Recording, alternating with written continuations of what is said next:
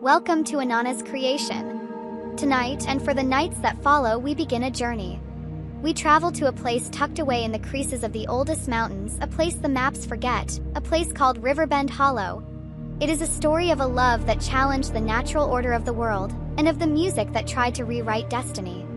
This is the story of Orion and Evie. The Hollow wasn't just a place, it was a feeling.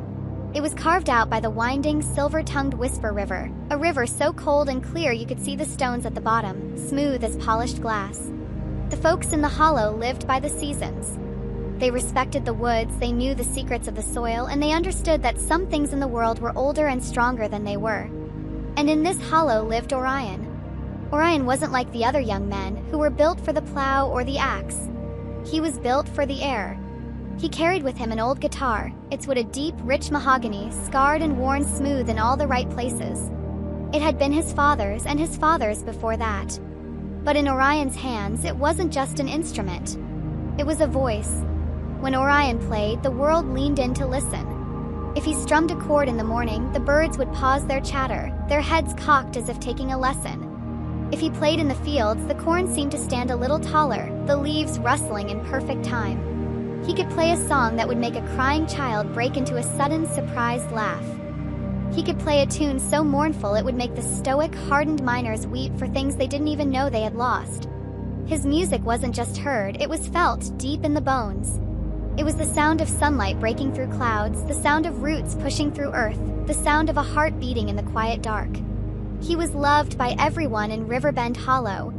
They would gather at the town square on cool evenings just to hear him play. But for all the adoration, Orion walked with a shadow of loneliness. He saw the world in notes and melodies, in harmonies and dissonance. He felt things too deeply, and he struggled to find the words to match the music inside him. He gave his music to everyone, but he kept his heart locked away. Till Evie. Evie wasn't magic. She was sunlight. She was the laughter that echoed off the riverbanks, the stubborn wildflower that pushed its way up through a crack in the pavement.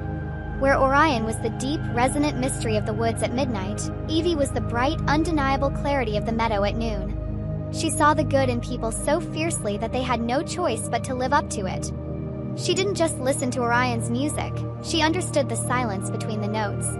They met not at a town dance or a potluck, but by the river, during a hush in the late afternoon. Orion was sitting on the bank, his guitar silent in his lap, watching the water flow.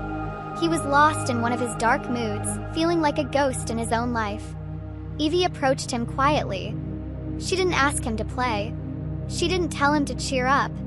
She just sat down on the grass a few feet away, picked a blade of grass, and looked out at the river with him. They sat in silence for a long time. Finally, Evie spoke, her voice as calm as the water.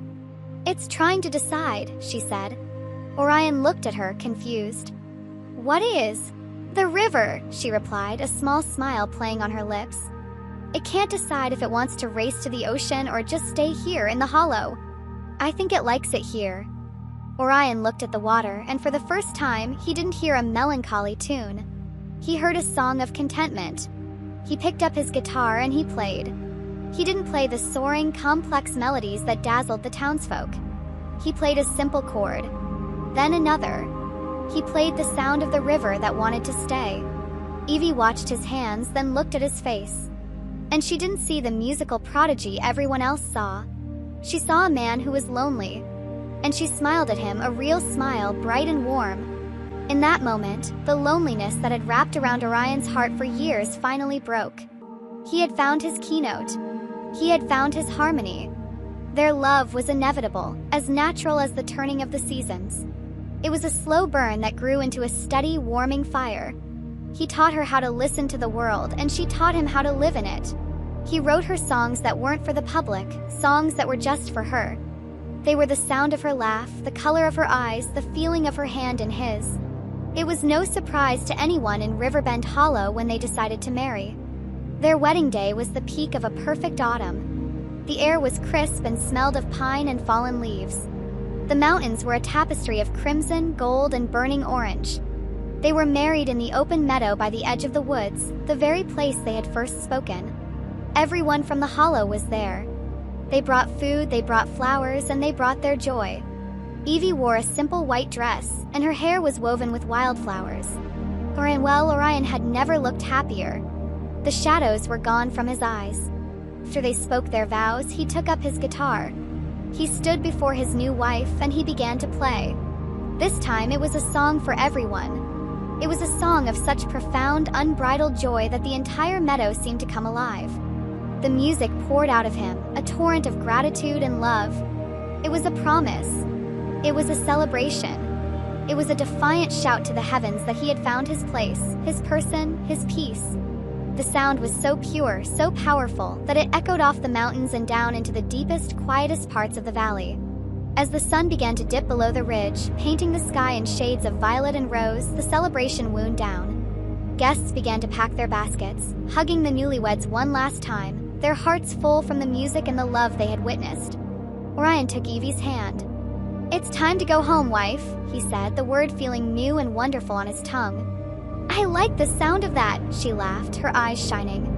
They began to walk, hand in hand, taking the familiar path that followed the Whisper River, the path that led to their small cabin. Twilight was settling around them, soft and purple.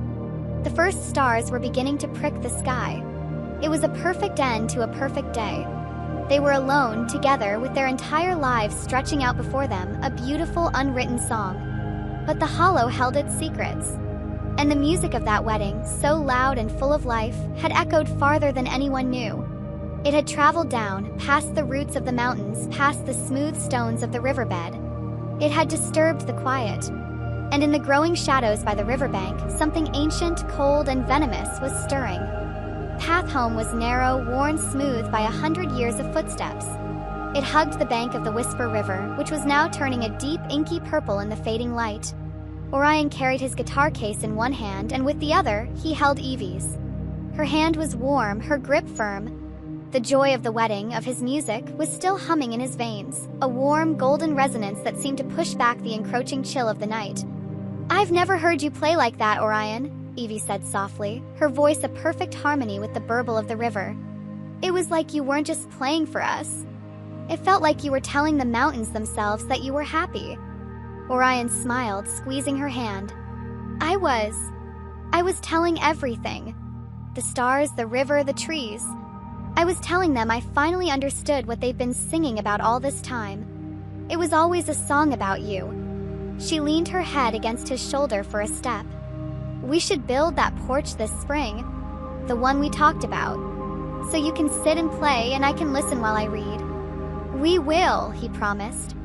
"I'll play you a new song every morning." They walked in comfortable silence for a few moments, lost in the easy, shared dream of their future. The air, however, was changing. The breeze from the river, usually gentle, now seemed to carry a sudden, sharp bite. Twilight was thickening, the shadows beneath the sycamore trees no longer soft, but deep and impenetrable.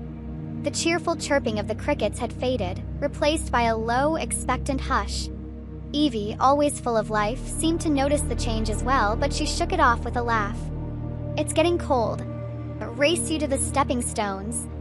Before Orion could answer, she dropped his hand, gathered her white dress in her fists, and darted ahead on the path, her laughter trailing behind her like a bright ribbon in the dusk. He chuckled, watching her go. "Evie, wait, it's dark. The path is uneven." She was just a pale shape in the gloom, turning back to him. "Don't be such a slowpoke, husband," she called out, the new word bright with joy. She took one more step, pushing aside the tall, dry grasses that crowded the edge of the path, aiming for the flat rocks at the river's edge. And then it happened. It wasn't a loud sound. It was a dry, electric shshsh, a sound like seeds rattling in a dead pod. It was the sound of the earth giving a warning. Evie cried out. It was not a scream of terror. It was a sharp, sudden gasp of pure surprise. She stumbled, not forward but back, catching her heel on a root. "Evie!" Orion shouted. He dropped his guitar case. The heavy thud was swallowed by the sudden, terrifying silence. He ran the few yards that separated them, his heart hammering against his ribs. "What is it? Did you twist your ankle?" He reached her as she sank to the ground, clutching her leg just above the ankle. Her face, even in the deep twilight, was pale. Something bit me, Orion," she whispered, her voice tight with confusion. "On the path. I didn't see it. Orion's blood went cold. He knelt, his hands fumbling as he gently moved her hands away. In the gloom, he could just make out 2 small, dark punctures on her skin just above the hem of her simple wedding shoes. They were already beginning to swell. He looked wildly into the grass beside the path, and he saw it. Coiled in the dead leaves, its patterned scales merging perfectly with the shadows, was a timber rattlesnake, thick as a man's arm. It watched him, its black, pitiless eyes reflecting the last light. Its tail was held high, vibrating almost invisibly, the sound a low, angry hum. Time stopped. The river, the wind, the thumping of his own blood, it all faded.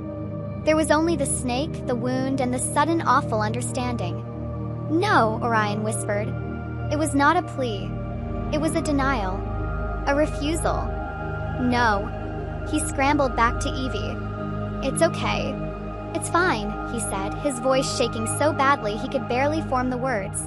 He was a man of music, a man of feelings. He knew how to heal a broken heart, how to soothe a worried mind. But this was venom. This was blood. This was earth. He had no idea what to do. "Orion," Evie breathed, and he looked back at her. Confusion was fading from her eyes, replaced by a cloudy, terrifying drowsiness. It hurts. It's burning. Stay with me, Evie.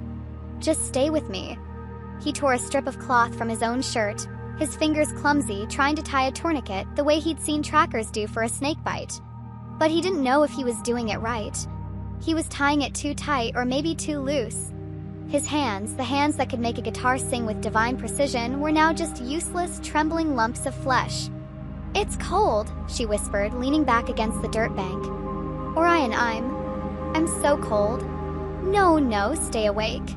He grabbed her, pulling her close. "We're almost home. I'll carry you. Just hold on." He tried to lift her, but she cried out, a weak, sharp sound. Poison was moving fast. Her breathing was becoming shallow. He looked around, desperate. The hollow was dark. Their cabin was still a mile upriver. Town was miles back. There was no one. There was nothing. Just him and her and the river and the growing dark. "Sing for me," she whispered. Her eyes were half closed. "What?" he asked, his voice cracking. "Sing, Orion. Please. It's dark. I'm scared." He stared at her, his mind a howling void. Sing? How could he sing? His throat was choked with panic. But he looked at her face, pale as the moon, and he saw the fear. He had to. He reached for his guitar, his hands shaking. He fumbled with the latches, pulled the instrument out. Felt alien in his hands, a useless piece of wood. He put his fingers to the strings. He tried to play the song from the wedding. The song of joy. A sound came out, but it was dead. It was a dull metallic thunk. The magic was gone. His fingers were stiff, disobedient. The notes were wrong, sour, full of his own terror. The music had no power here. Could not stop the cold that was creeping up her legs. Could not stop the venom from closing her throat. "It's beautiful," Evie lied, her voice a thread. A single tear traced a path through the dust on her cheek. "I love eyes." Her head lolled to the side. Her hand, which had been gripping his arm, went limp. "Evie." The silence of the hollow rushed in. The river. The wind in the leaves. No breathing. "Evie," he repeated louder. He shook her gently. "Evie, no. Wake up. The song's not over. Wake up." He put his ear to her chest. There was nothing. No beat. No music. The song was over. For a long moment, Orion simply knelt there in the dark, holding the cooling body of his wife, his guitar resting uselessly in the dirt beside him. The stars came out one by one, cold and distant. The world he had known just an hour before, the world of color, light, and music, had vanished. It had been replaced by this. An endless, crushing, absolute silence. He opened his mouth. And the sound that came out was not a song. It was not a melody. It was a scream of pure, unfiltered anguish, a sound of such profound loss that it tore through the night, echoing off the mountains, silencing the river, a sound of a soul being ripped in two. The scream tore his throat raw, leaving a ragged, burning silence in its wake. How long Orion knelt in the dirt by the Whisper River, he would never know. The stars moved. The moon, a pale sliver, traced its path across the sky.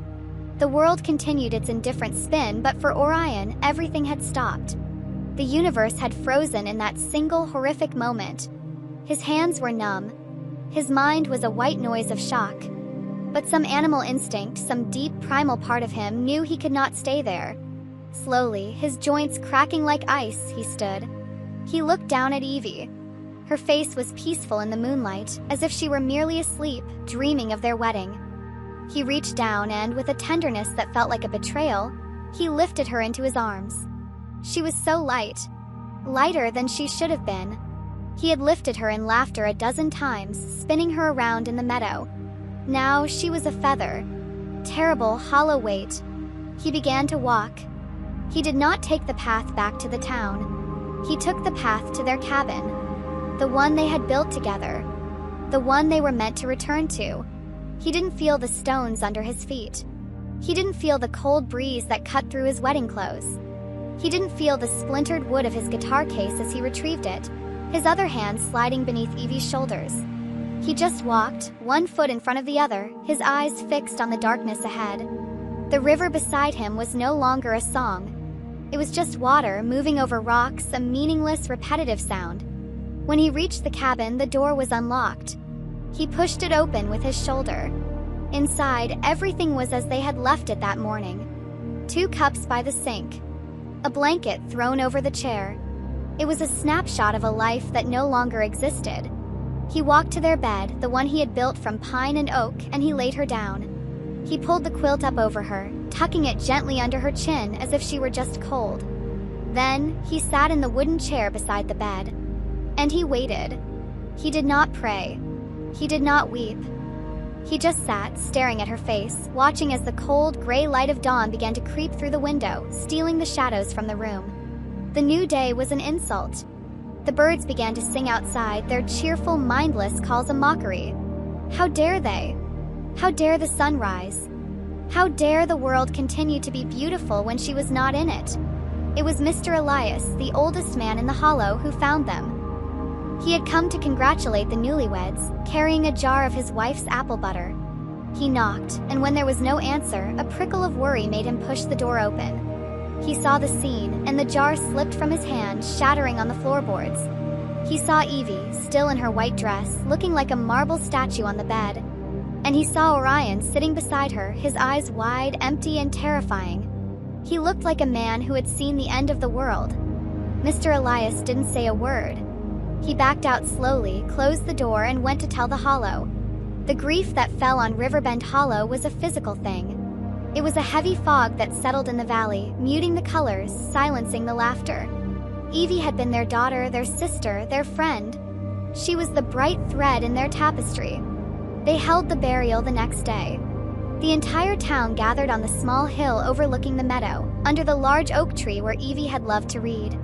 The women of the hollow had dressed her in a simple, clean dress, and the men had built a plain pine box. Orion stood by the grave as they lowered her into the earth. He was a statue of ice. People came to him, touching his arm, offering words of comfort. The words were meaningless. They were just sounds, shapes in the air.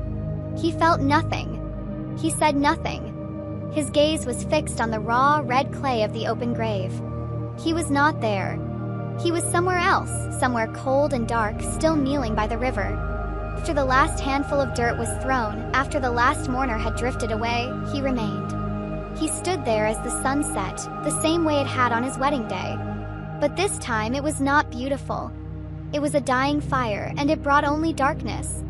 When he finally returned to his cabin, he shut the door. He bolted it. Days turned into a week. A week turned into 2. The brilliant colors of autumn faded, the leaves turning to a brittle, ugly brown. A cold rain began to fall. The hollow waited. They listened. They waited for the sound of Orion's guitar, for the music of his grief. A sad song, a mournful tune, anything. It would have been a relief. It would have been a sign that he was still with them. But no music came. The silence from that cabin was absolute. It was heavier than the fog, colder than the rain. It was a void. Inside, Orion moved like a ghost. He didn't eat. He didn't sleep. He just sat in the chair, staring at the empty space where the bed had been. The townsfolk, worried, had come and taken the bed away. They had cleaned the cabin. They had left food on his porch, but it rotted, untouched. His guitar, his oldest friend, his voice leaned against the wall. He looked at it one afternoon as the rain streaked the windows. He saw it not as a partner of him, but as an enemy. It was a liar.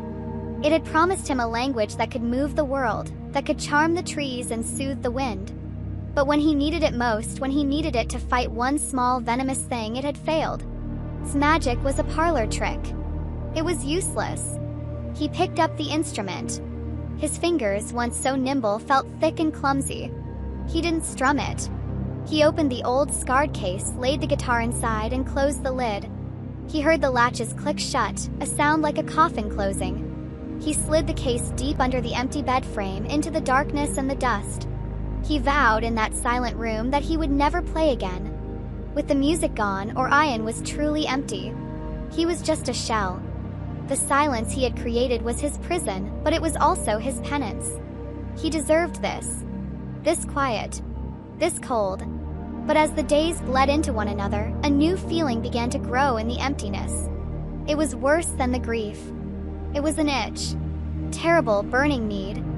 He was a man made of music, and he was living in a vacuum. The silence was driving him mad. He didn't just miss Evie. He missed her voice. He missed the sound of her laugh. He missed the sound of her breathing beside him in the night.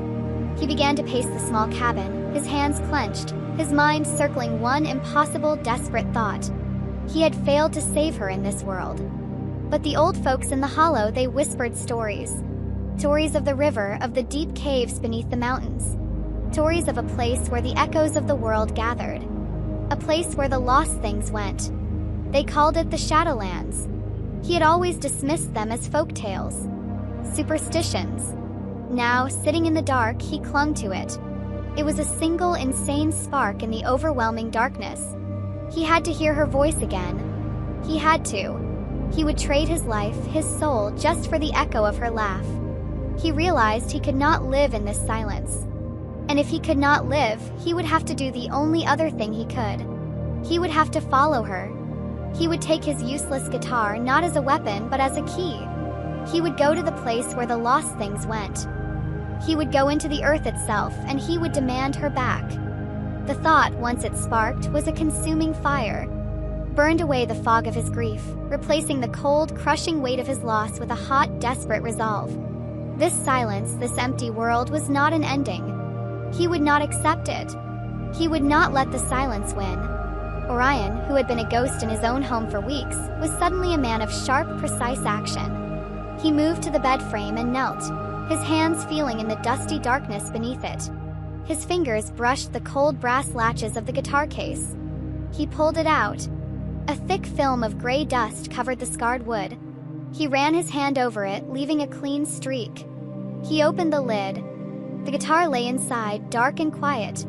The mahogany would seem to have lost its warm, red glow. It looked inert, like a prop.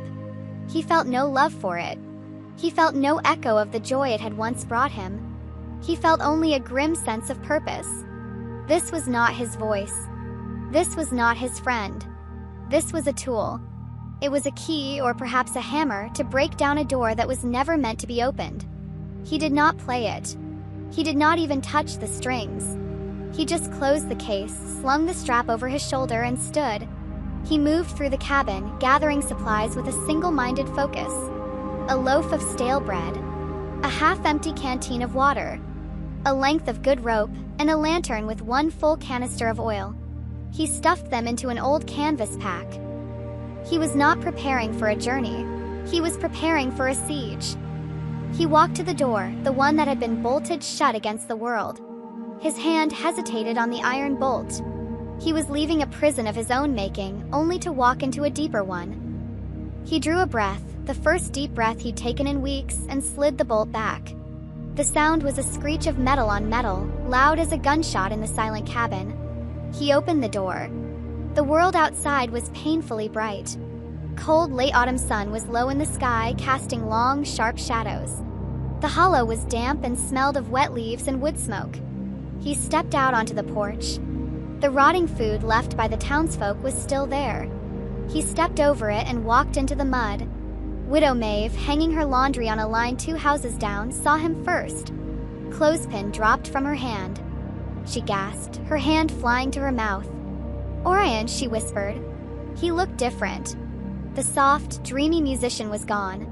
This man was gaunt, his eyes burning with a feverish light in the dark circles of his face. His hair was matted. His clothes were the same ones he'd worn for weeks. And he was carrying his guitar. The words spread through the hollow with the speed of a spark in dry grass. "Orion's out. He has his guitar." People came to their windows, then to their porches. They were hopeful. Was he returning to them? Was the music back? But their hope died as they saw where he was walking. He was not walking toward the town square. He was walking toward the path that led up the mountain, the one that followed the Whisper River to its source. Mr. Elias, his face etched with worry, hurried to intercept him. He stood in the middle of the muddy track, blocking Orion's path. "Son," Mr. Elias said, his voice gentle but firm. "It's good to see you on your feet. It's good to see you holding your craft again. Come inside. Let my wife make you some soup." Orion stopped. He looked at the old man, but his eyes seemed to look right through him. "Get out of my way, Elias." His voice was a low rasp and used and raw. "Orion, where are you going?" Elias asked, though he already knew. His eyes flicked to the pack, then to the grim set of Orion's jaw. "You're heading for the caves." It wasn't a question. It was a statement of dreadful fact. "I'm going to find her," Orion said. Elias shook his head, his expression full of a deep ancestral pity. "Son, that's the grief talking. You can't. There's nothing up there but cold stone and dark water. The old stories, they're just stories. Warnings. They're meant to keep us from that place, not lead us to it." "They're warnings for the living," Orion replied, his voice flat. "I'm not one of you anymore." "You're wrong," Elias pleaded, putting a hand on Orion's shoulder. Orion did not flinch, but he did not respond. "What's in that cave is not life. It's not Evie. It's an echo. A shadow. And it's greedy. The legends say it feeds on grief. It will take you, Orion. It will swallow you whole, and you will be just another cold draft of air in that cursed place. This is not the way. This is not honoring her memory." For the first time, a flicker of emotion crossed Orion's face. Terrible, cold anger. "This," he said, gesturing to the silent town, to the gray sky, "this is a place of death. This silence. I am living in a tomb. At least in the caves, there is an echo.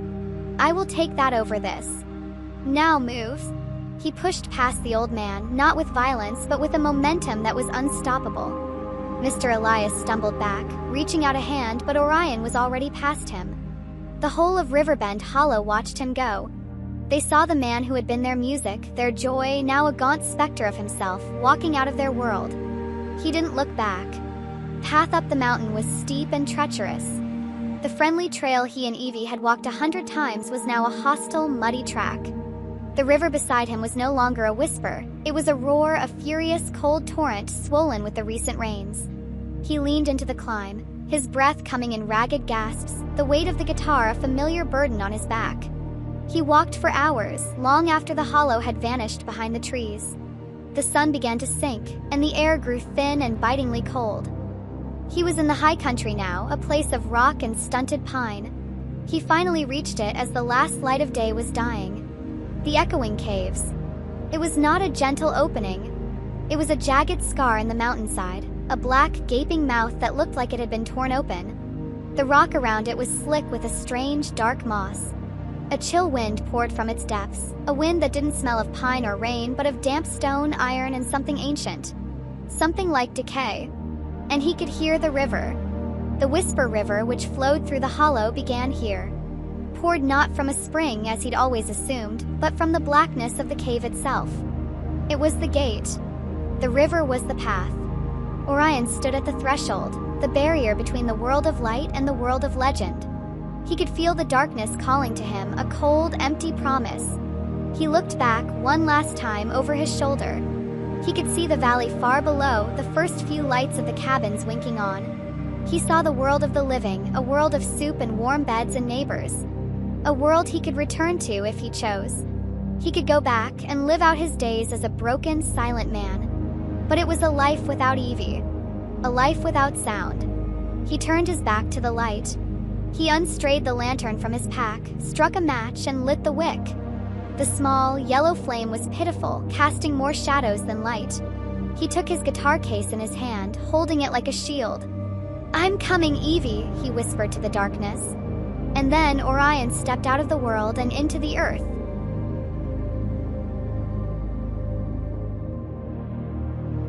The boat moved the instant Orion's foot touched the flat wooden deck. There was no push, no sound of a pole in the silt. Simply glided forward, a ghost ship on a sea of liquid night. The tall, silent ferryman stood at the back, his head bowed, his face lost to the shadows of his wide-brimmed hat. He was as still as a statue, yet the boat moved, swift and sure, into the center of the vast black lake. Orion's small lantern cast a weak, trembling light, illuminating nothing but the ferryman's dark, oilskin-clad back and a few feet of the obsidian water. He dared not move. He sat on a low wooden bench, his guitar case across his knees, and watched. The silence was profound, but it was no longer empty. As they moved farther from the shore, Orion began to feel something in the water. He leaned over the edge, holding his lantern out. First, he saw nothing. Then, he thought he saw a flicker of movement, a pale shape twisting in the depths. He looked closer, and his breath caught in his throat. It was a face. A pale, shimmering face, its features blurred, its mouth open in a silent cry. It was there for a second, and then it was gone. Then another appeared. And another. A woman with old-fashioned glasses, a young man in a miner's cap, a child. They were the echoes. The lost. The ones who had died in the hollow with regret, the ones who had been forgotten. They were drawn to the faint light of his lantern, their silent, despairing faces pressing up from the dark, cold depths. Orion recoiled, pulling his lantern back into the boat. He understood. This was the river of memory, the lake of all the lost grief. He clutched his guitar case, his knuckles white. He was truly in the land of the dead. He closed his eyes, focusing only on the image of Evie. She was not here. She was not one of these hollow, drifting memories. She was ahead. He had to believe that. After an eternity, a soft, grinding thud broke the silence. The boat had reached the far shore. Orion opened his eyes. The shoreline was not rock, but a fine, gray silt like ash. The ferryman, still silent, lifted one long, gloved finger and pointed, indicating that Orion must disembark. Orion stood on shaking legs. "Thank you," he whispered. The ferryman did not respond. He didn't move. Orion stepped off the boat onto the gray shore. The moment his second foot touched the silt, the ferryman, the boat, and its small lantern simply dissolved. They didn't drift away. They ceased to exist, melting back into the blackness of the lake, leaving Orion utterly alone on the far bank. He raised his own lantern. He was in another vast cavern, but this one was different. The ceiling was impossibly high, so high that it looked like a permanent, starless twilight. The air was gray and dusty. There was no river here, no water, just a vast, flat expanse of gray dust and jagged black rocks. It was a dead, silent valley. In front of him, the land narrowed, forming the entrance to a deep, dark canyon. It was the only path forward. This, he knew, was the true gate to the Shadowlands. He adjusted the strap of his guitar, his pack heavy on his shoulders, and began to walk. The gray silt muffled his footsteps. The only sound in this dead land was his own breathing. As he drew closer to the canyon, he heard it. It began as a low moan, a sound like wind in a distant pine forest. He paused, holding his lantern high. The sound grew, swelling in volume. It wasn't the wind. It was a voice. No, it was voices. Hundreds of them. Thousands of them. They were all crying out at once. It was a chorus of profound, unending sorrow, a rising and falling wail of every regret, every fear, and every lonely death that had ever happened in the history of the Hollow. This was the Guardian. This was the beast Elias had warned him about, the echo that feeds on grief. The sound rushed out of the canyon mouth and hit him like a physical blow. It was a wall of pure despair. He staggered back, crying out, clapping his free hand over his ear. But it didn't help because the sound wasn't just in the air, it was in his head. Showed him images. He saw Evie, her face pale, whispering, "I'm scared." He saw the snake strike over and over. He saw his own face, hollow and mad, in the mirror of his dark cabin. He saw Mr. Elias, his face full of pity, pleading with him. He felt all the grief he had ever known magnified 1,000 times. He felt the pain of every soul trapped in the lake, of every wailing voice in the canyon. He wanted to lie down. He wanted to drop his lantern, curl up in the gray dust, and join the wail. It would be so easy. It would be a relief. The sound was pulling his soul apart. "No," he gasped, falling to one knee. His lantern dropped, its light flickering, threatening to go out. "No, I won't." He was drowning in it. The grief was too strong. He couldn't fight it. He thought of his song on the other shore, the song of his own pain. If he played that here, it would be like adding a drop of blood to a feeding frenzy. It would only make the wail stronger. It would consume him. He couldn't fight grief with more grief. He had to counter it. With his last ounce of strength, he fumbled with the latches on his guitar case. His hands were shaking so violently he could barely work them. He got the case open, his vision blurring with tears of despair. He grabbed the guitar. "I can't fight you," he whispered to the wailing darkness. "But I can remember." He forced his frozen, shaking fingers onto the strings. He ignored the storm of sorrow in his mind. Closed his eyes. He pictured the meadow, the autumn sun, the wedding. He pictured Evie's face, not in fear but in joy. He remembered her laugh. He played a chord. It was a bright, clear C major. In this land of gray dust and despair, the note was a shock. It was a sound of pure, defiant life. It was a fire in the cold.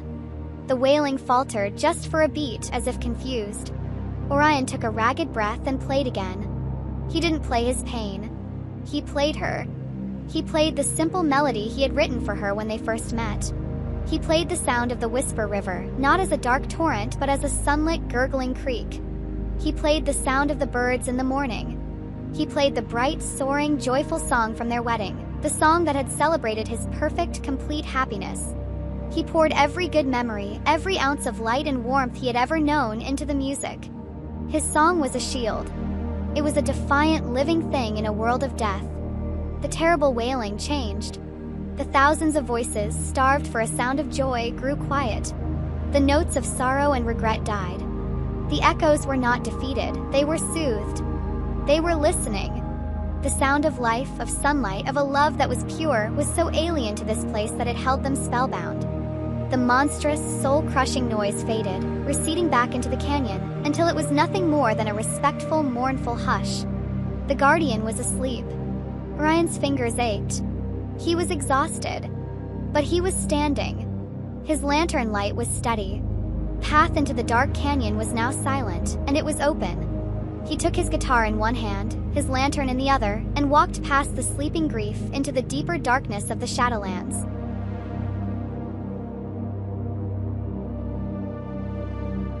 The boat moved the instant Orion's foot touched the flat wooden deck. There was no push, no sound of a pole in the silt. Simply glided forward, a ghost ship on a sea of liquid night. The tall, silent ferryman stood at the back, his head bowed, his face lost to the shadows of his wide-brimmed hat. He was as still as a statue, yet the boat moved, swift and sure, into the center of the vast black lake. Orion's small lantern cast a weak, trembling light, illuminating nothing but the ferryman's dark, oilskin-clad back and a few feet of the obsidian water. He dared not move. He sat on a low, wooden bench, his guitar case across his knees, and watched. The silence was profound, but it was no longer empty.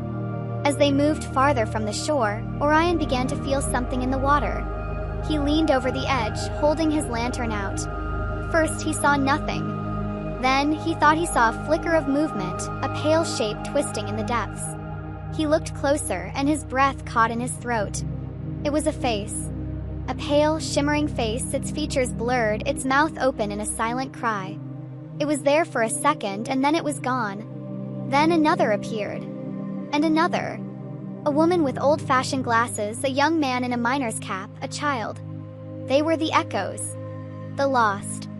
The ones who had died in the hollow with regret, the ones who had been forgotten.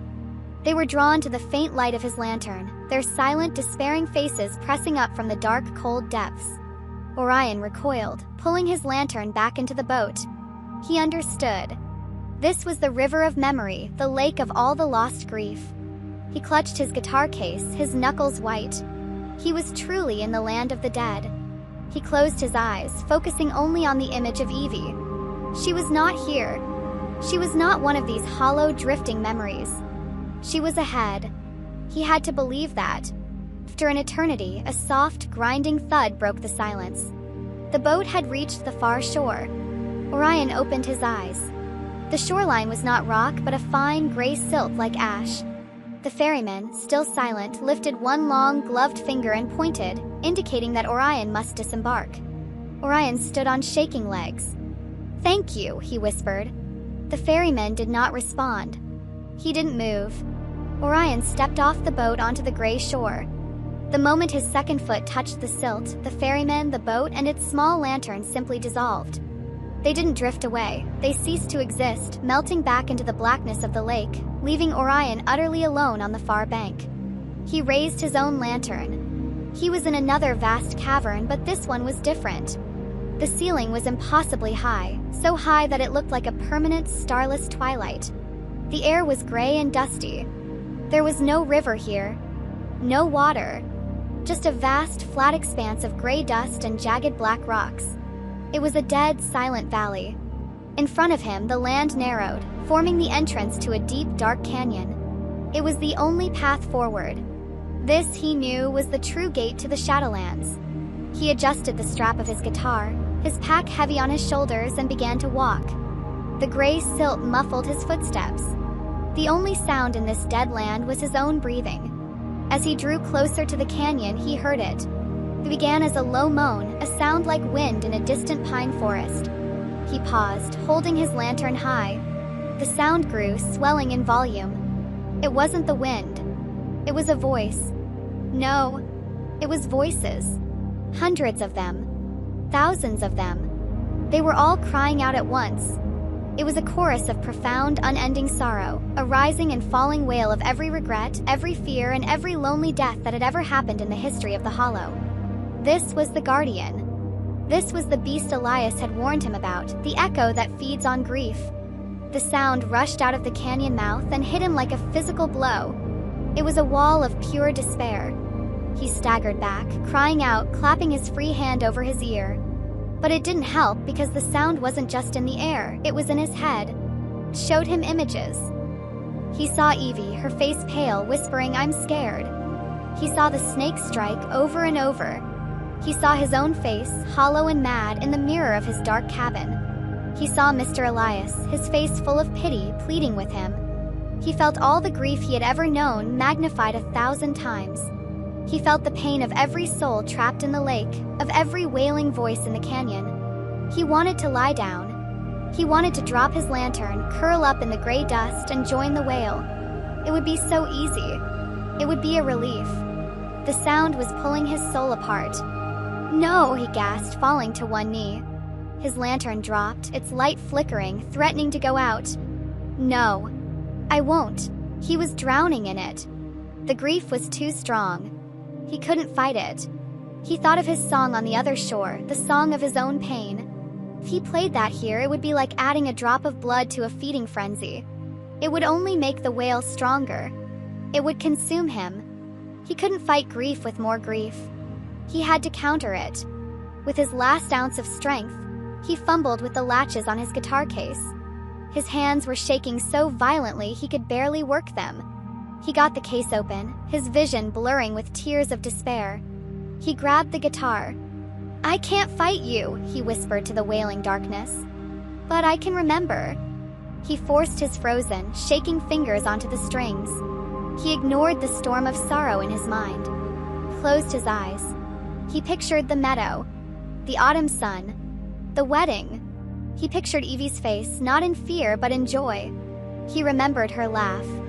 He played a chord. It was a bright, clear C major. In this land of gray dust and despair, the note was a shock. It was a sound of pure, defiant life. It was a fire in the cold. The wailing faltered just for a beat, as if confused. Orion took a ragged breath and played again. He didn't play his pain. He played her. He played the simple melody he had written for her when they first met. He played the sound of the Whisper River, not as a dark torrent, but as a sunlit, gurgling creek. He played the sound of the birds in the morning. He played the bright, soaring, joyful song from their wedding, the song that had celebrated his perfect, complete happiness.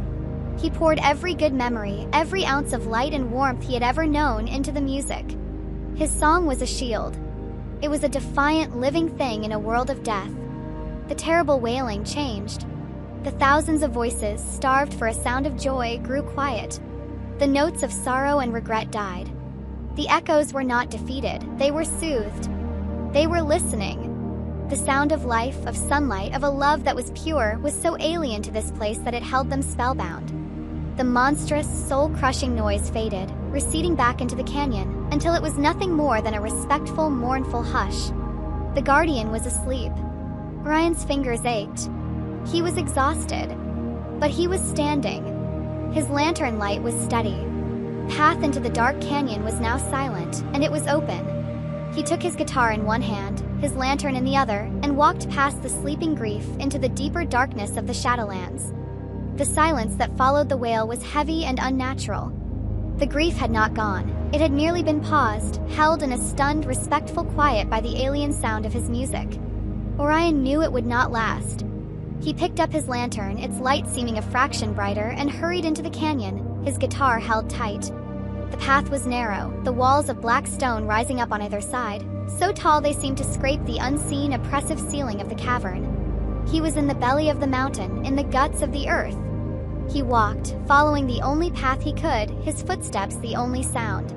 He walked for what felt like a long, long time. Path began to widen, the walls receding. The oppressive closeness of the canyon eased, and he felt a new, vast openness in front of him. Canyon walls fell away completely. He found himself standing on a wide, dusty bluff, overlooking a place that made his blood run colder than the ferryman's lake. It was a valley, a perfect, silent, stone-gray mirror of his own riverbend hollow. It was all there. The mountains, the wide meadow, the path that followed the river, the clusters of trees. But it was all dead. The sky was not a sky, but a low, permanent ceiling of gray, unmoving stone, glowing with a faint, sour, lightless light like a perpetual twilight. The trees had no leaves. They were brittle, black skeletons that looked like petrified wood.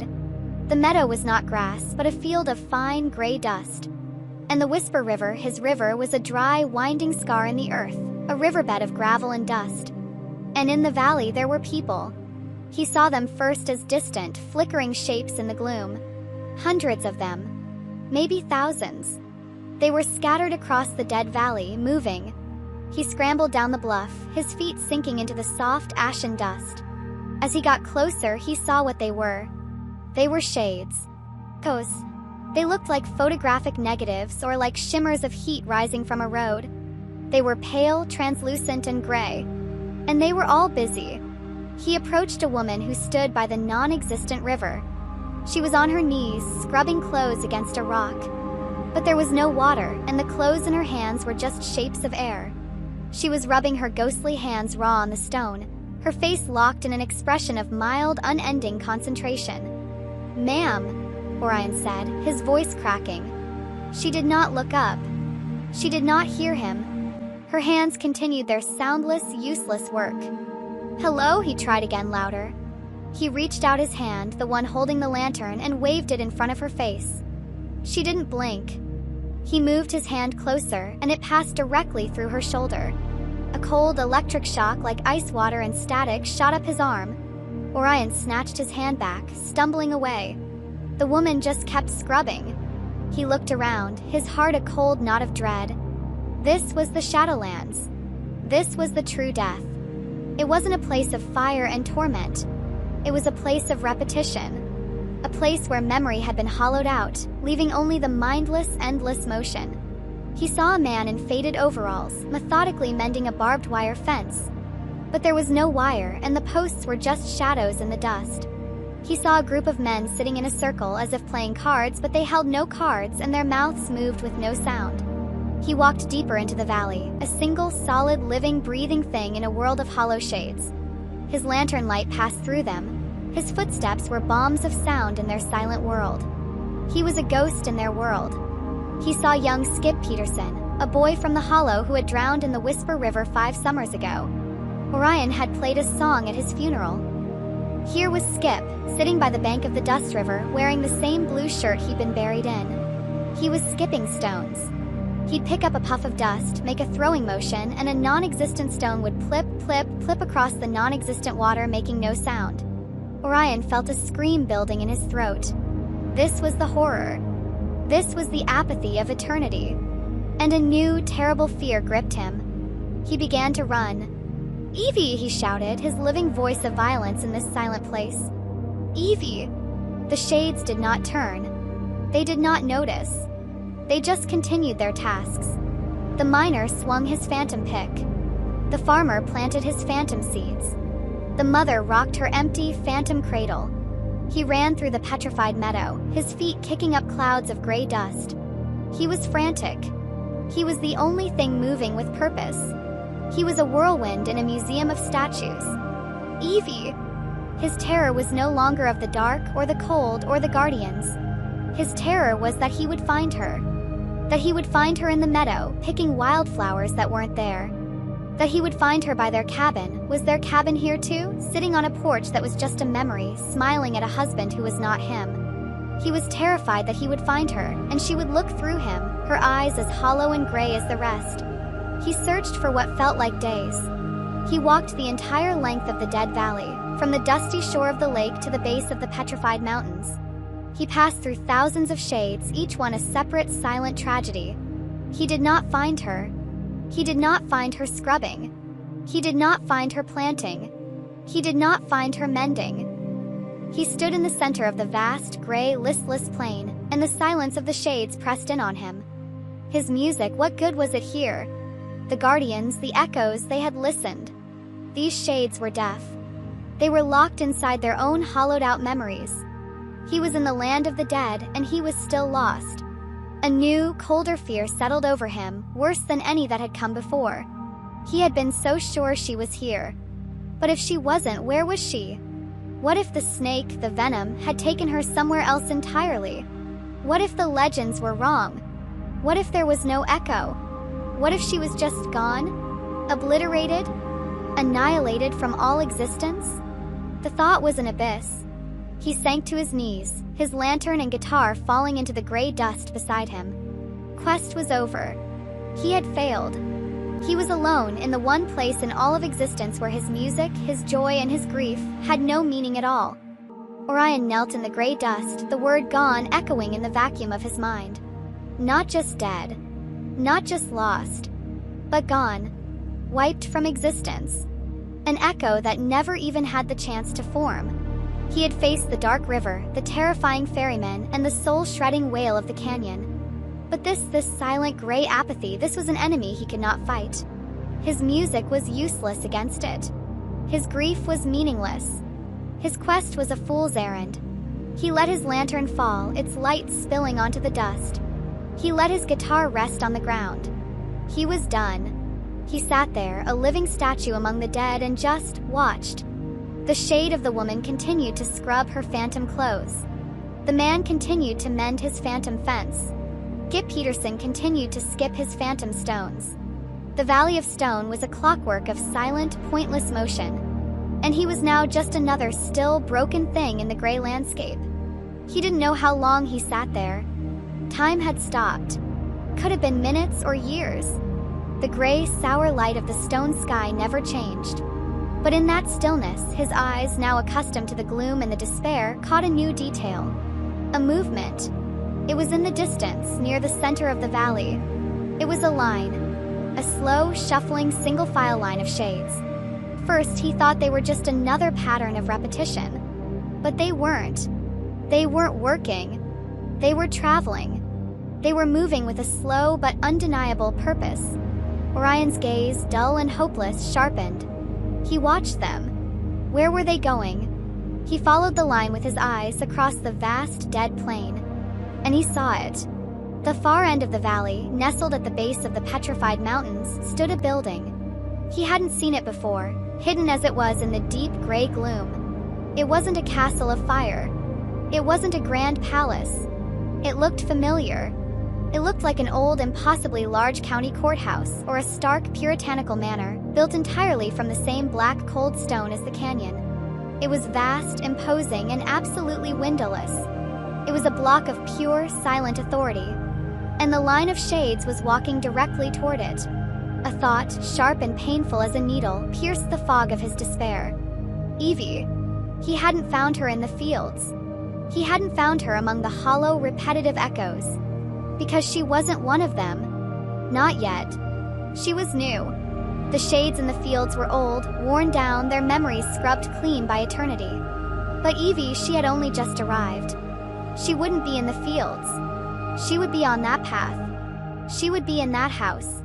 That was the place of arrival. Place where the echoes were processed. Where they were judged or sorted or simply filed away. That was the home of the one who ruled this place. The one the old legends called the Keeper. Hope, a terrible, agonizing, and powerful thing, surged back into Orion. It was a different hope than before.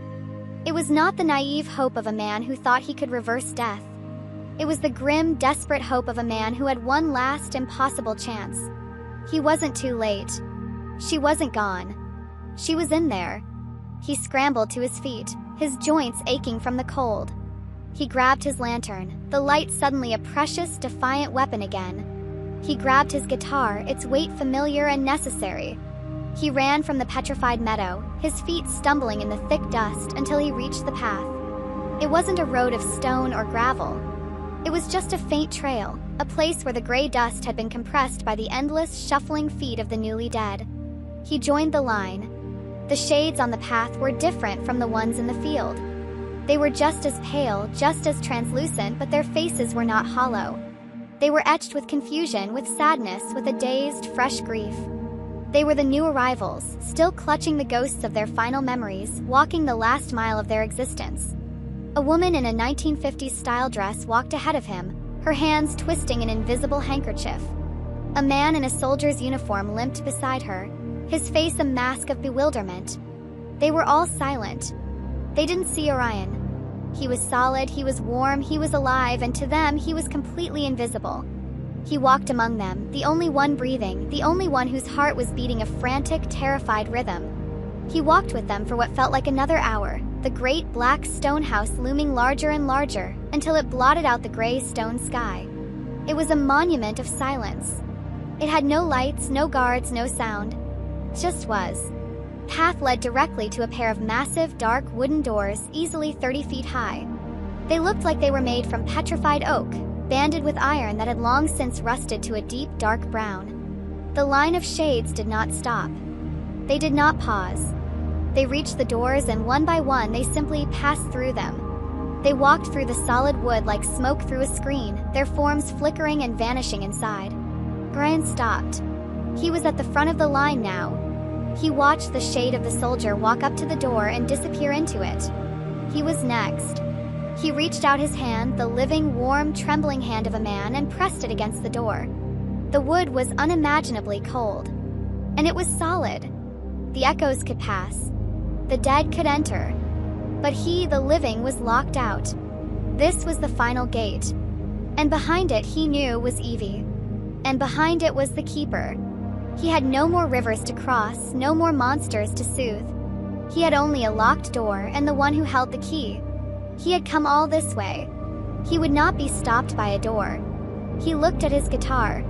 He had used his pain to summon the ferryman. He had used his joy to soothe the guardian.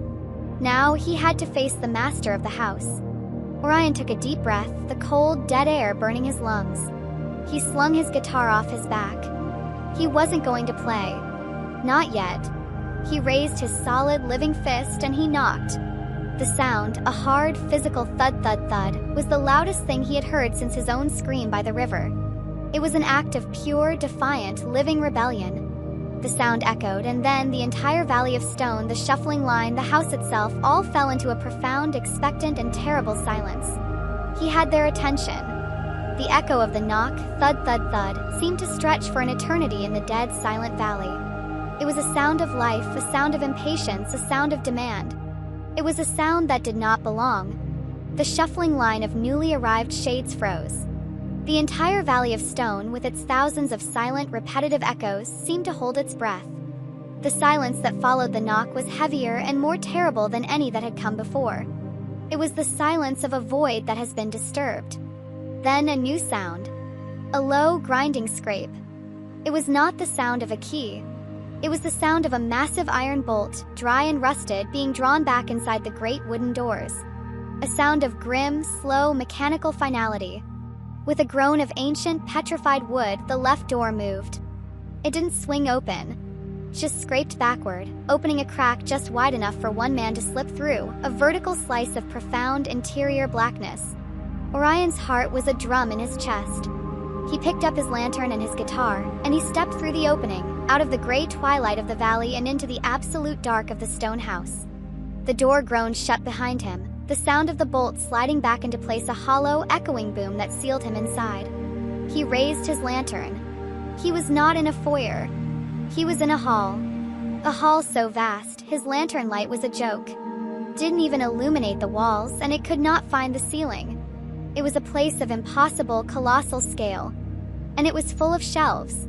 Floor to unseen ceiling, stretching left and right into infinity, were shelves. They were made of the same dark, cold wood as the doors, and they were packed, not with books, but with massive, gray, dust-covered ledgers.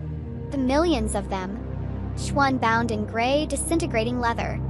It was not a house. It was an archive. A library of every soul that had ever been lost. The smell was of dry paper, dust, and time itself. The line of shades was here, too. They were shuffling past him, their forms flickering, moving down a single wide aisle that cut through the center of the archive. They looked like smoke in the deep gloom. And far, far down that aisle, at a distance so great it seemed like a trick of perspective, there was a single pinprick of light. It was not a warm light like his lantern. It was a cold, white, sterile light. Orion followed the aisle, walking with the silent shades. His living footsteps were the only sound, a stark click, click, click on the cold stone floor. As he drew closer, the light resolved. It was a single bare bulb, hanging from a long, frayed cord, illuminating a desk. A desk of black, polished wood as large as a carriage. And behind the desk, a figure sat. It was the keeper. He was not a monster. He was not a king on a throne of bones. He was, it seemed, just a man. He was impossibly tall and thin, his shoulders hunched. He wore a severe, dark, old-fashioned suit, buttoned to the throat, the kind an undertaker or a frontier judge from a century ago might wear. His face was long, pale, and shadowed. He was writing. In front of him was an open ledger, one of the millions, and in his long, pale, spidery hand, he held an old-fashioned fountain pen. The only sound in the entire vast archive was the scratch, scratch, scratch of his pen on the dry paper. The line of shades shuffled past the side of his desk. As each shade passed, the keeper would make a notation in his book, a quick, jerky scratch without ever looking up. He was processing them, filing them away, entering them into the permanent, unchangeable record. Orion left the line and walked directly to the front of the desk. The shades continued to flow past him, oblivious. He stood there, breathing, his heart pounding. Keeper did not look up. Pen did not stop. Cratch, cratch, cratch. "I am here for Evie," Orion said. His voice was too loud, too raw, too alive for this place. The scratching stopped. But the keeper did not look up. He merely dipped his pen into an inkwell. "Evie," he said. His voice was the sound of dry leaves skittering on pavement. "Yes. A recent entry. From Riverbend Hollow. Bitten by the serpent. A sudden, unscheduled arrival. She is here." "I am here to take her back," Orion said, his hands gripping his guitar strap. "No," the keeper said, his voice flat. He returned to his ledger. Cratch, cratch. "The entry is made. The book is closed. She is an echo. She will be filed as all are. You don't understand, Orion pleaded, his voice cracking. It was a mistake. It wasn't her time. There are no mistakes, the keeper replied, still writing. There are no times. There are only entries. The living live until they die. Then they are recorded. The system is orderly. You are not recorded. You do not belong here. You are disorderly. Please, Orion whispered. He looked at the endless shelves, at the shuffling, empty shades. He would not let Evie become one of them. Words were failing. The logic of the living had no power here. He had only one thing left. He unslung his guitar. The scratching of the pen stopped instantly. What is that? Keeper asked, his head still bowed. It is an object. From the world above. It is my voice, Orion said. We do not have voices here, the keeper said. We have silence. We have the record. Do not make a sound. It is untidy. You have to listen, Orion said. He put his fingers, cold and trembling, to the strings. And he played. He did not play the song of pain that had summoned the ferryman. He did not play the song of joy that had soothed the whale.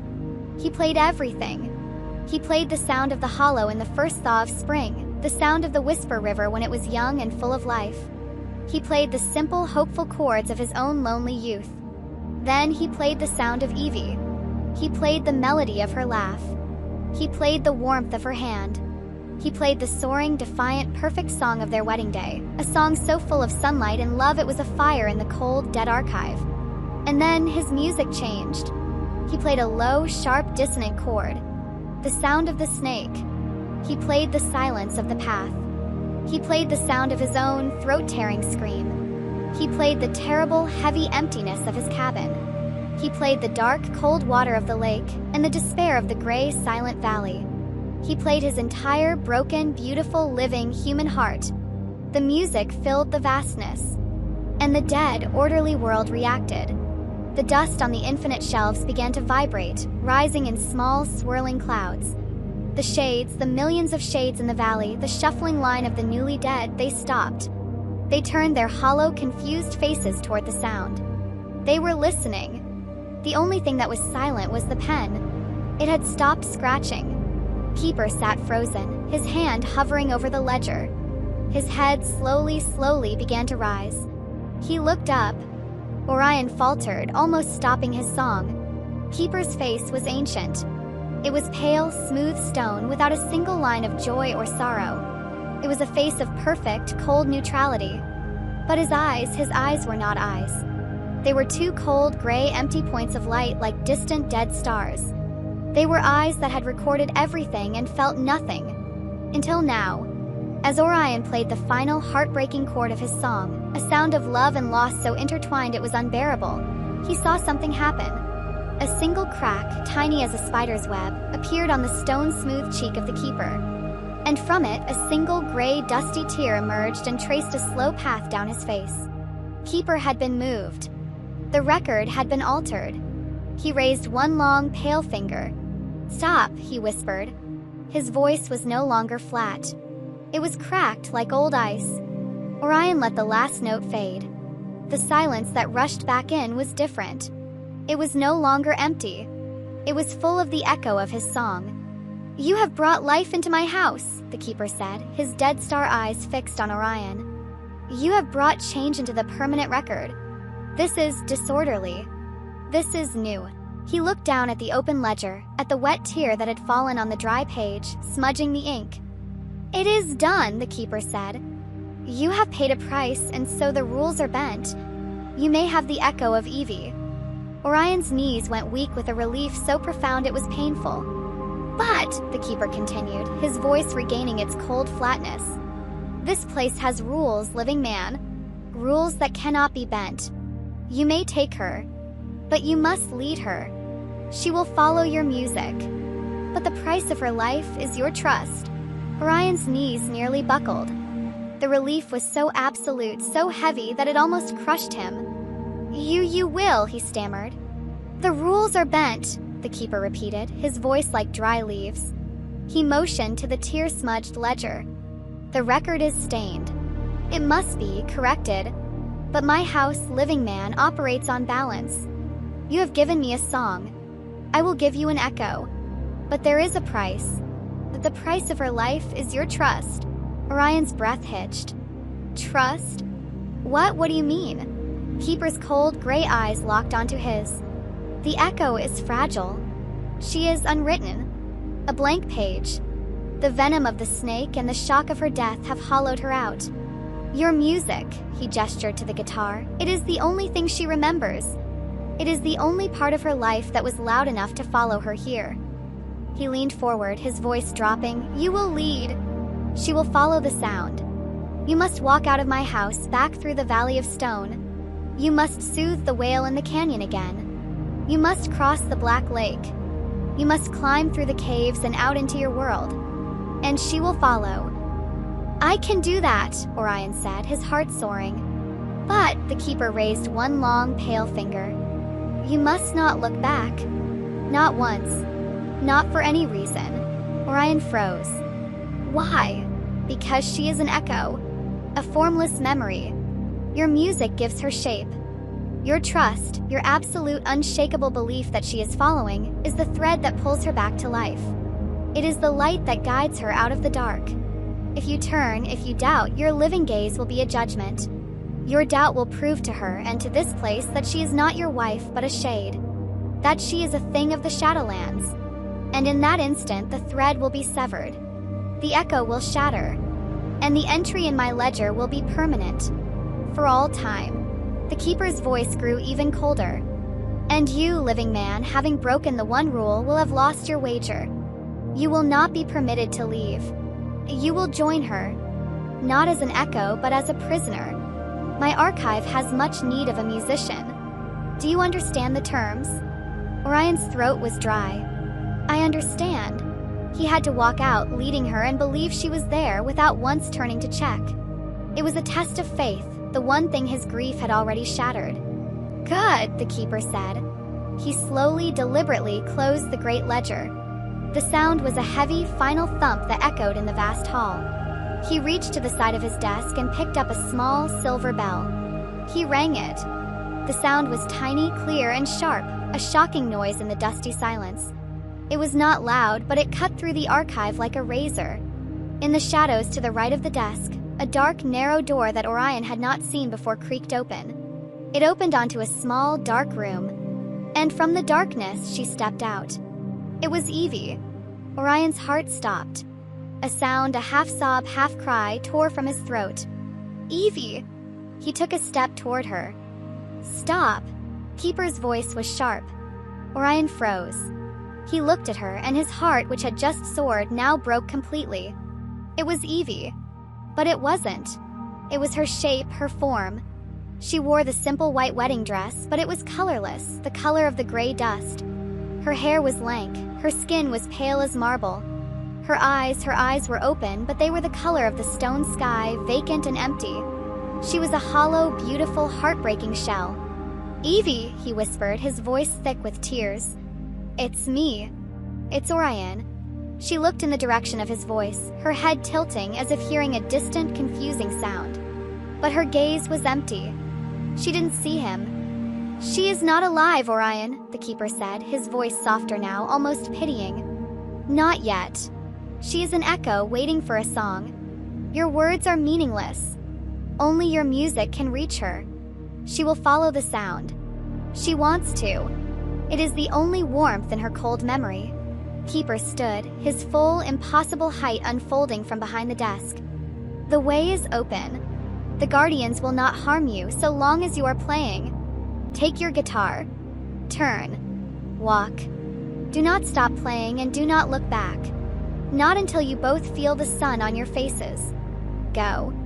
This was the true test. This was the agony. He had crossed the land of the dead to find her, and now that she was standing 10 feet away, he had to turn his back on her. He had to walk away from the very thing he had come to find. His hands were shaking. He wanted more than anything in the world to run to her, to hold her, to shake her, to make her see him. But he remembered the terms. His doubt would destroy her. He closed his eyes, tears hot on his cheeks. He took a deep, shuddering breath. "I trust you, Evie," he whispered, not to her but to himself. He turned, his back to his wife. He faced the long, dark, endless aisle of the archive. He put his fingers to the strings of his guitar. His hands were stiff, his mind blank. What song? What song could lead his soul back to life? Not a song of pain. Not a song of joy. A song of a journey. A simple, steady, rhythmic folk melody. A song of a path. A song of going home. He played the first simple chord. The note was clear and true. He played a second. He began a slow, walking rhythm, a tune his father had taught him, a song about following the river to the sea. He took his first step, his boot clicking on the stone. He walked. One step. Then another. He was walking away from her. He paused, his music faltering for a half-second. The silence of the archive was all around him. He was terrified. Was she following? Or was she still standing, hollow and lost by the desk? Was this a trick? The doubt was a physical, clawing thing in his throat. And then he heard it. Behind him. Faint. So faint it was almost not there. Shift. It was the sound of a light, bare foot or a simple shoe sliding through the dust on the stone floor. The sound of a footstep trying to match his. She was following. Orion's eyes flooded with tears, but he did not turn. He kept his back straight, his gaze fixed on the darkness ahead. He took another step, and another, his music growing stronger, steadier, a lifeline of sound in the land of the dead. He did not look back. He just played and he walked. He did not look back. He kept his eyes fixed on the sliver of gray light from the open door, far down the endless dark aisle. He played. The simple, steady four-note melody of the Going Home song filled the vast, silent archive. It was a small, warm, living sound in a universe of cold, dead records. The shift followed. It was the only other sound. It was the sound of his hope. He walked. The journey back down the aisle of the stone house was the longest walk of his life. He passed the endless, towering shelves of gray ledgers. He passed the silent, shuffling line of the newly dead, who were still flowing in, oblivious to the miracle or the transgression that was happening beside them. He neared the massive desk. He could feel the presence of the keeper, still and silent, watching him. He felt the cold, dead star gaze on his back. He did not turn. He did not look.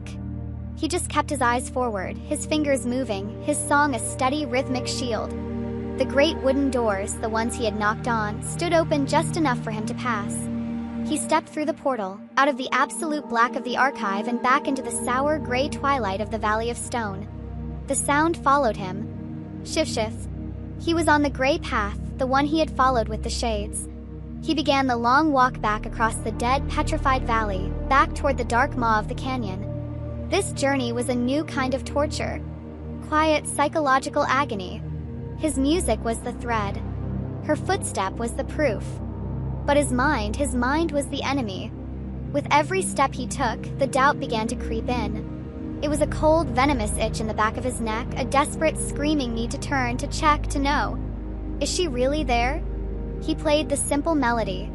Click, shift, the rhythm of his boot, followed by the slide of her foot. What if the keeper lied? What if this is a trick? What if I'm a fool, playing a song to the dust, and she is still standing back in that dark room, a hollow shell? He passed the petrified meadow. He saw the shade of the woman, still scrubbing her phantom clothes by the dust river. He saw the man mending his phantom fence. But as his music, the only sound in the valley, washed over them, something new happened. The woman's hands paused. The man's arm froze in midair.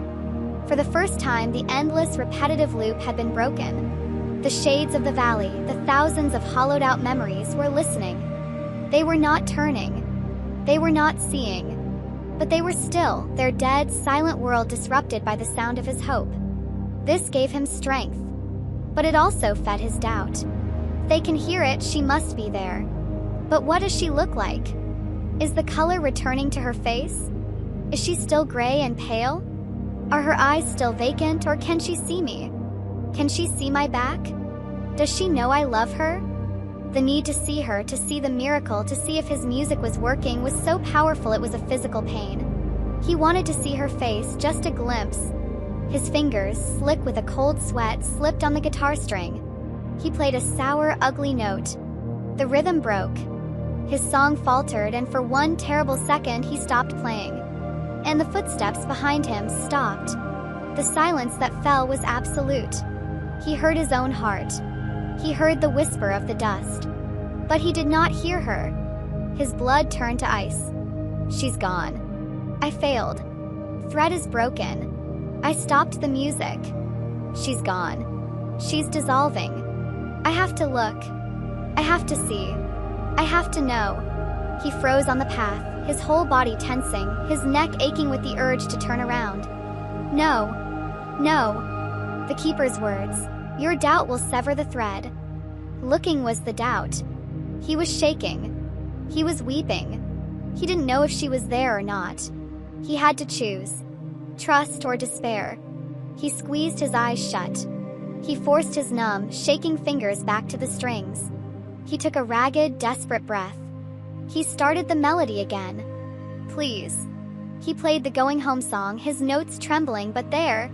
He played it into the terrible, empty silence. He waited. 1 second. 2. And then, shift. It was fainter. More hesitant. As if she too were lost and afraid. But it was there. A sob of relief escaped him. He had not failed. Not yet. He clutched his guitar and began to walk. His song stronger now, more confident, a defiant, steady rhythm. He would not falter again. He walked, and the shift grew steadier behind him, matching his pace. He reached the end of the valley, the entrance to the dark canyon. This was the place of the wail, the guardian of despair. He braced himself, expecting the assault, the thousands of voices of grief. He played his song louder, a shield of hope.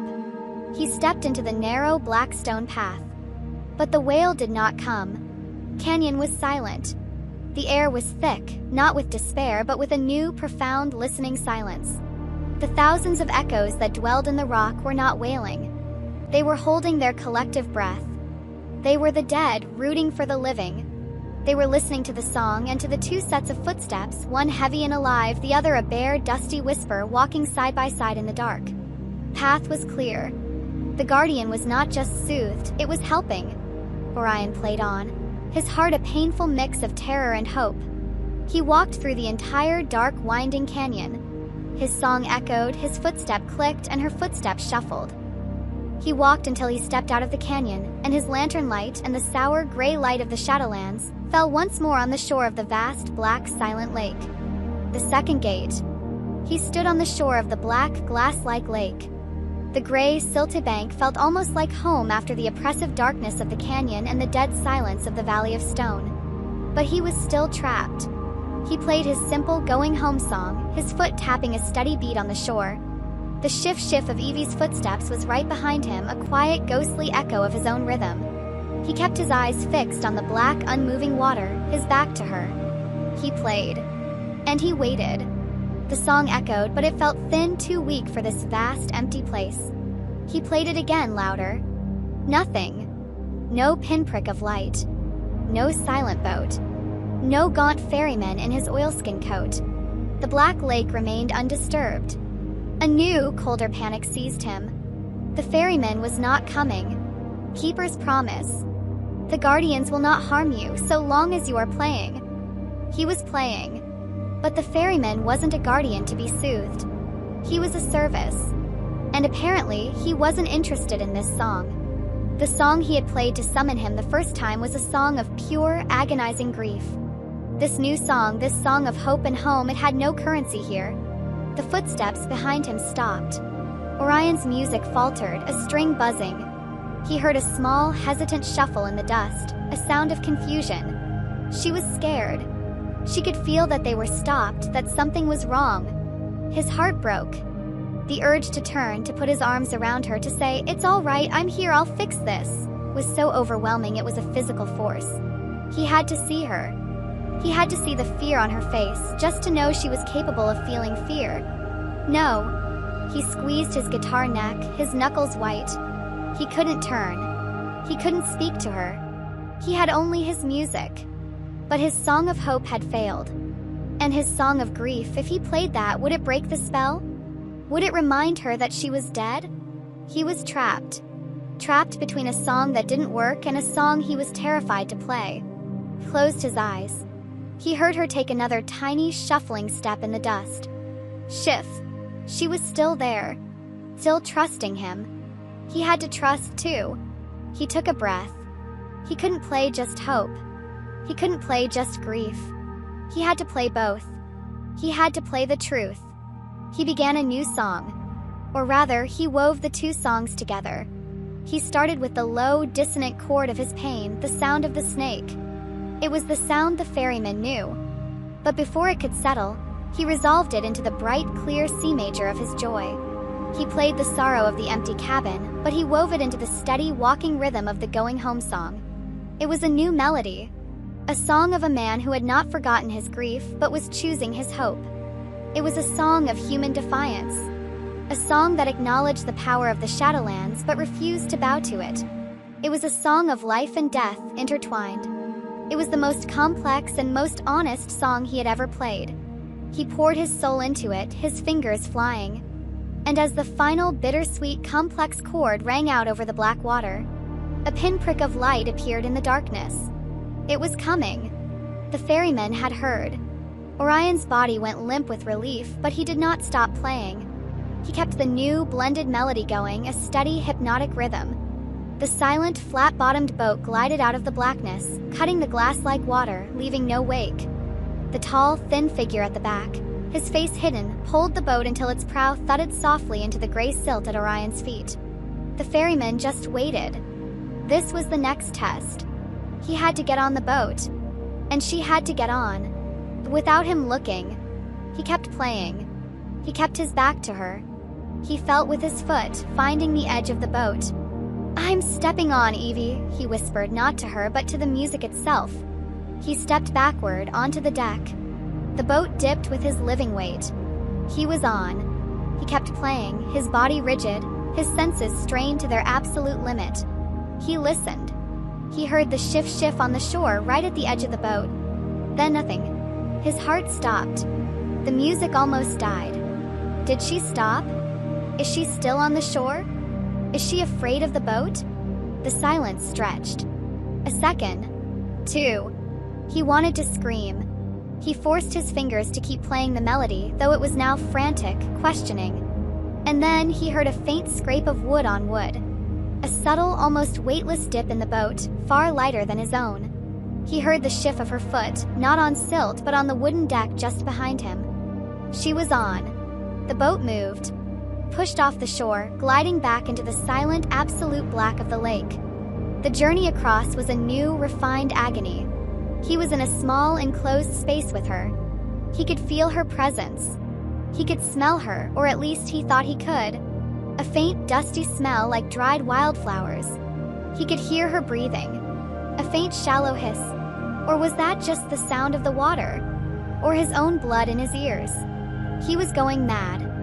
He played, his back to her, staring into the blackness as the ferryman pulled them through the void. He played his song of hope and sorrow, and behind him, he heard the occasional tiny shift as she shifted her weight on the deck. It was the most agonizing boat ride of his life. After an eternity, a thud. The boat scraped against gravel. Orion's head snapped up. He wasn't looking back. He was looking forward. The shore. The first shore. The narrow, gravelly bank where he had first stepped into this nightmare. He saw the opening in the rock, the path leading up. He was almost home. He kept playing. He stepped off the boat, his boots crunching on the gravel. He did not turn. He kept his eyes on the tunnel. He heard the faint scrape as she stepped off the boat behind him. He was back on the path. The boat, the ferryman, and the lake, they were behind him.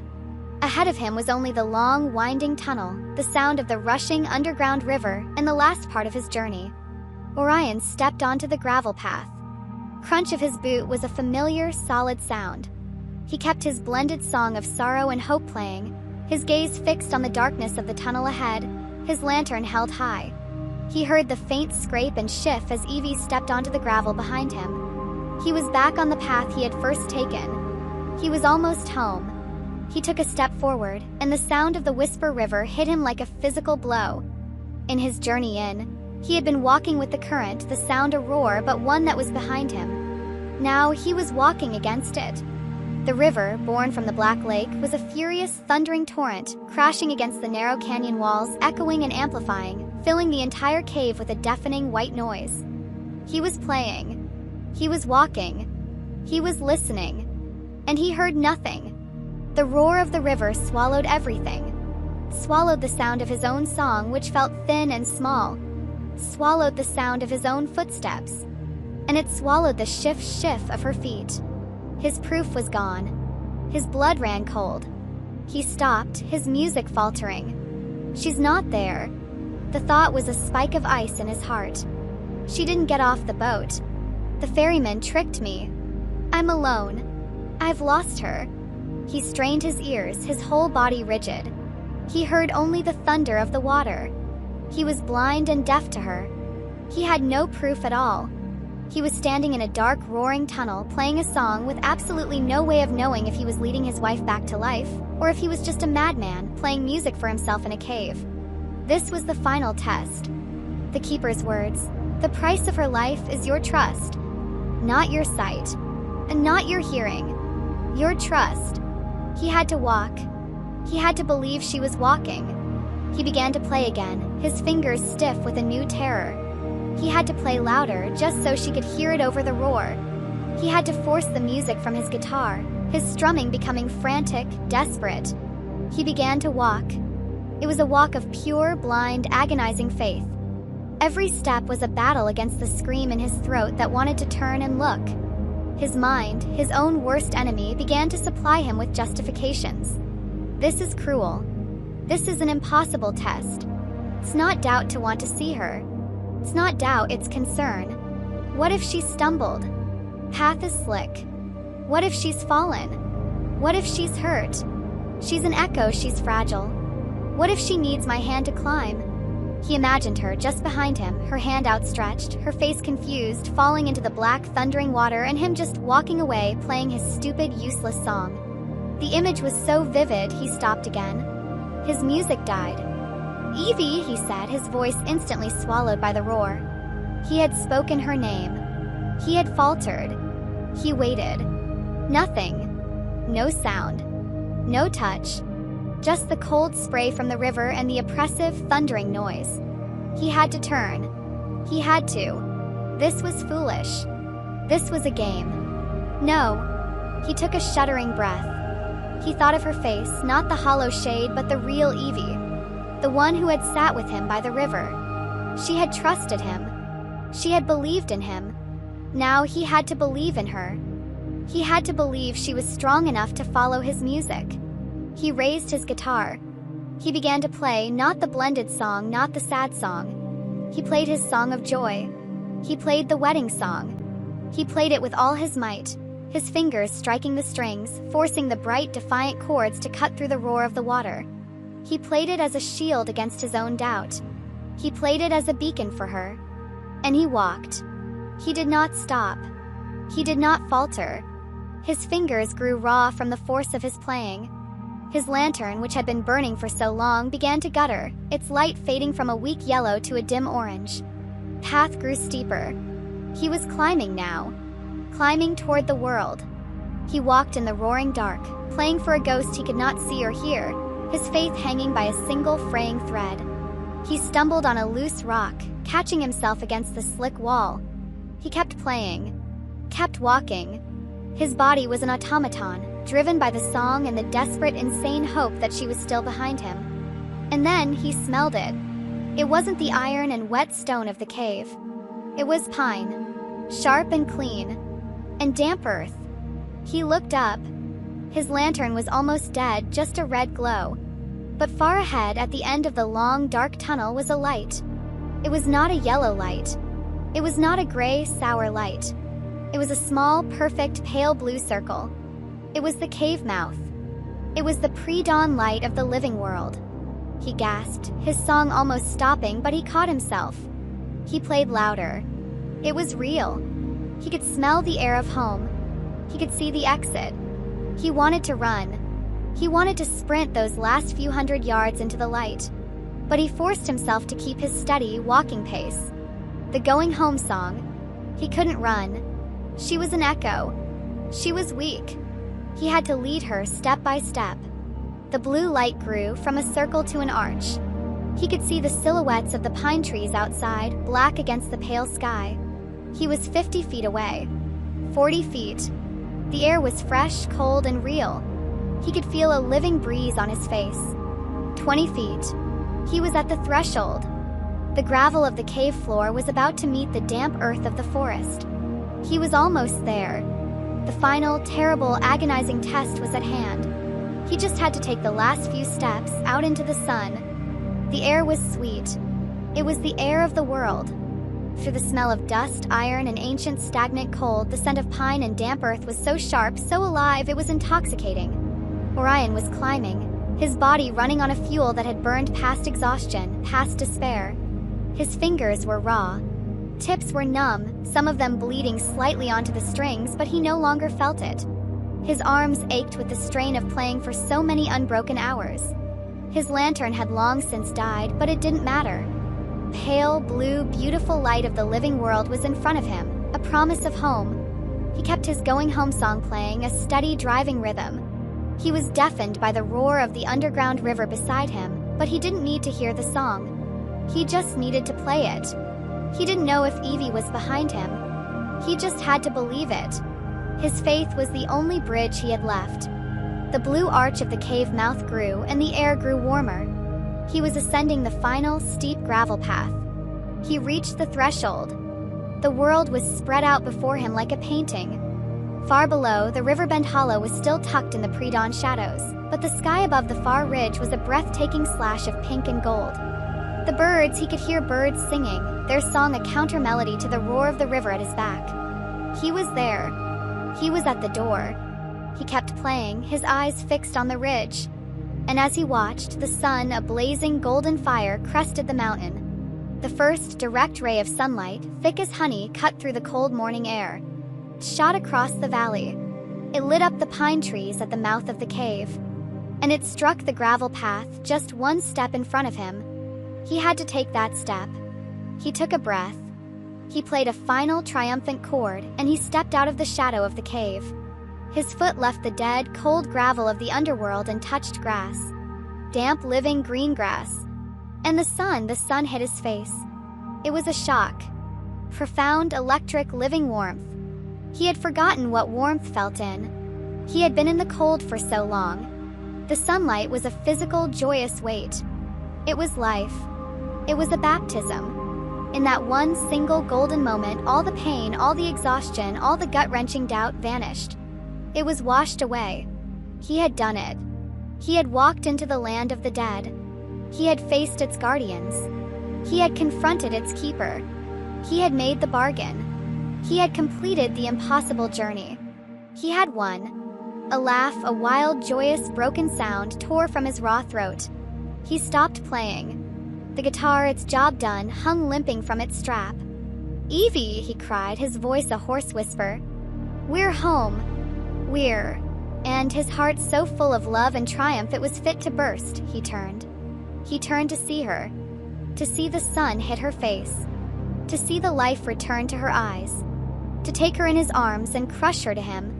To share the victory. He saw her. She was there. Right behind him. She was no longer the gray, hollow, vacant shade of the stone house. She was her. Her hair was a halo of soft, brown curls. Her cheeks, though pale, had a flush of living pink. Her eyes were her eyes. They were focused, they were wide, and they were fixed on him. She was smiling. A small, trembling, beautiful smile of recognition. Of love. "Orion," she whispered, her voice a real, soft, airy sound. He had done it. She was alive. She was beautiful. He took a step toward her, his arms open. But she did not take a step toward him. His gaze flickered down. And he saw it. Her front foot was lifted, poised to take that final step. But her back foot was still planted on the dark, damp gravel of the cave. She was still in the shadow. The warm, golden, life-giving sunlight was touching him, but it had not yet touched her. She was still by one single agonizing inch in the domain of the Shadowlands. He heard the Keeper's voice, a cold, dry whisper in his memory. Not until you both feel the sun on your faces. Not him. Both. His smile froze. The joy in his heart turned to cold, black, absolute horror. No, he breathed. He saw the change. Her smile did not fade. Froze. The look of love in her eyes was replaced by a sudden, dawning, terrible confusion. She looked down at her foot, still in the shadow. She looked back at him, her eyes widening in a silent, slow-motion scream of understanding. The color, the new, living pink, was not faded, it was snatched away. Her skin turned to ashen gray. Her hair went limp and colorless. Her eyes, her beautiful, living eyes, went hollow and vacant once more. The life he had just given her was ripped away, all because he could not wait one more second. Evie, he screamed and he lunged. He reached for her, his living, warm, solid hand grasping for her arm. But there was nothing to grasp. His hand passed right through her as if she were smoke. She didn't fall. She dissolved. She was pulled backward, not violently, but with a terrible, silent finality. She was a wisp of mist, a gray echo drawn back into the black, gaping mouth of the cave. She did not cry out. She did not speak again. She was just gone. Evie! No! Orion fell to his knees, his hand outstretched, his fingers clutching the empty, cold air where she had been. He scrambled to the mouth of the cave, peering into the blackness. There was nothing.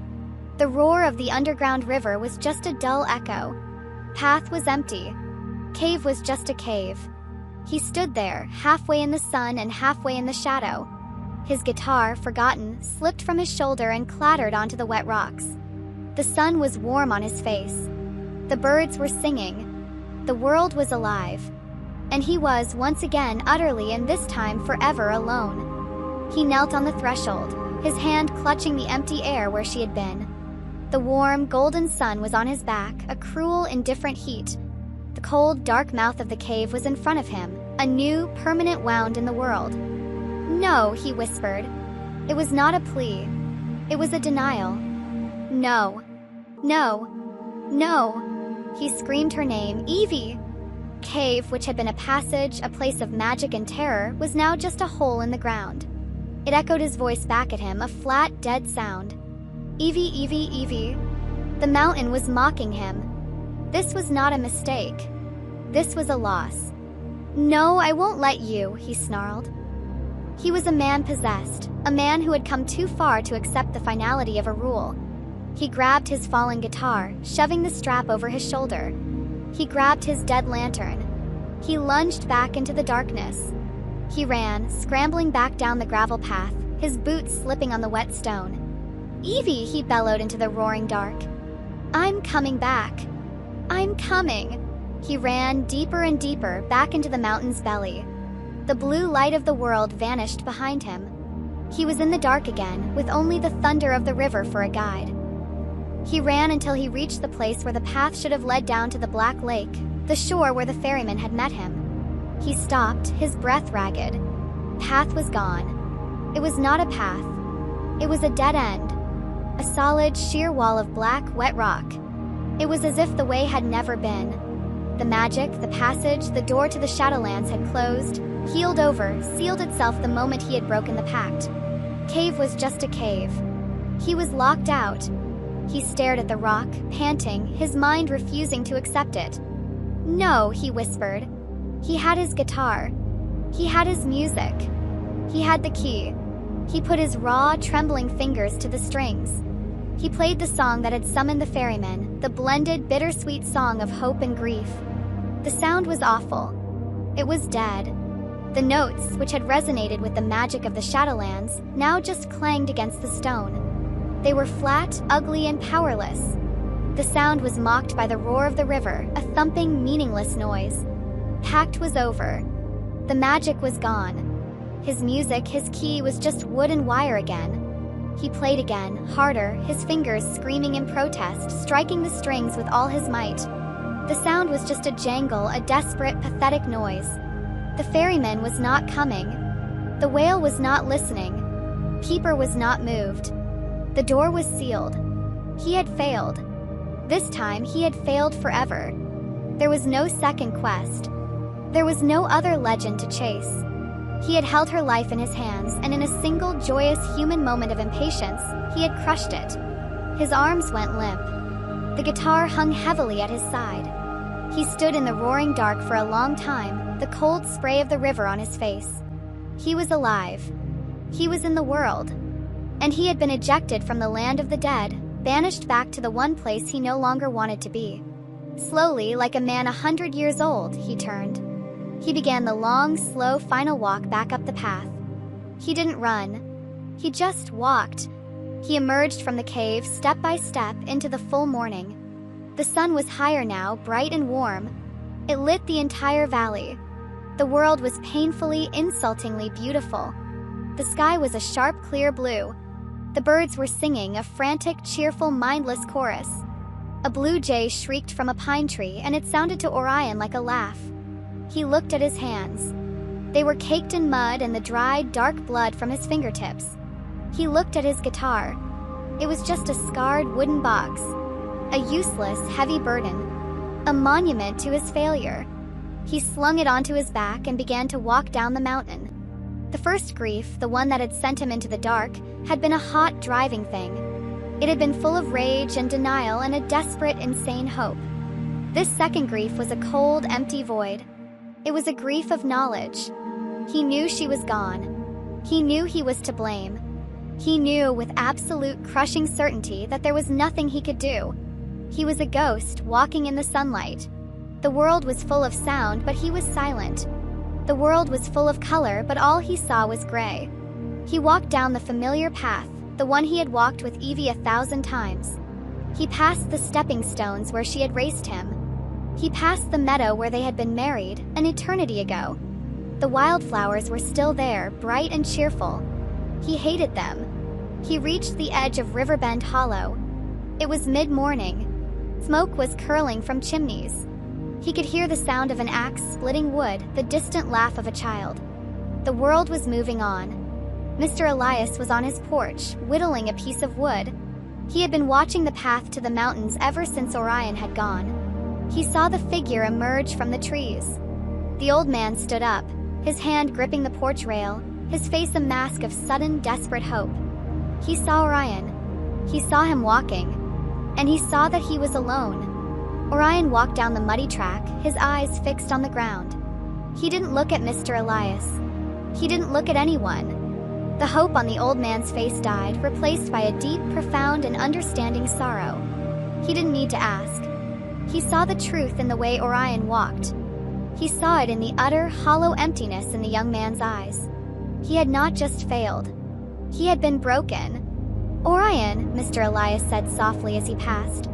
Orion did not stop. He did not look up. He did not speak. He was a dead man walking. He walked past the town square, past the silent, watching faces of his neighbors, past the ghosts of his own music. He walked to his cabin, the one he had shared with Evie. He opened the door. He stepped inside. And he closed the door, shutting out the sun, the music, and the entire living, hateful world. The sound of the door closing was final. It was the sound of a tomb being sealed. Orion stood in the small, familiar darkness of his own cabin. The world outside, the bright, sunny, hateful world, was gone. He was alone. First grief had been a fire. This second grief was a void. Days bled into one another. Cabin grew cold. The townsfolk, in their quiet, piteous way, would leave things on his porch. A jar of broth, a loaf of bread, a bundle of firewood.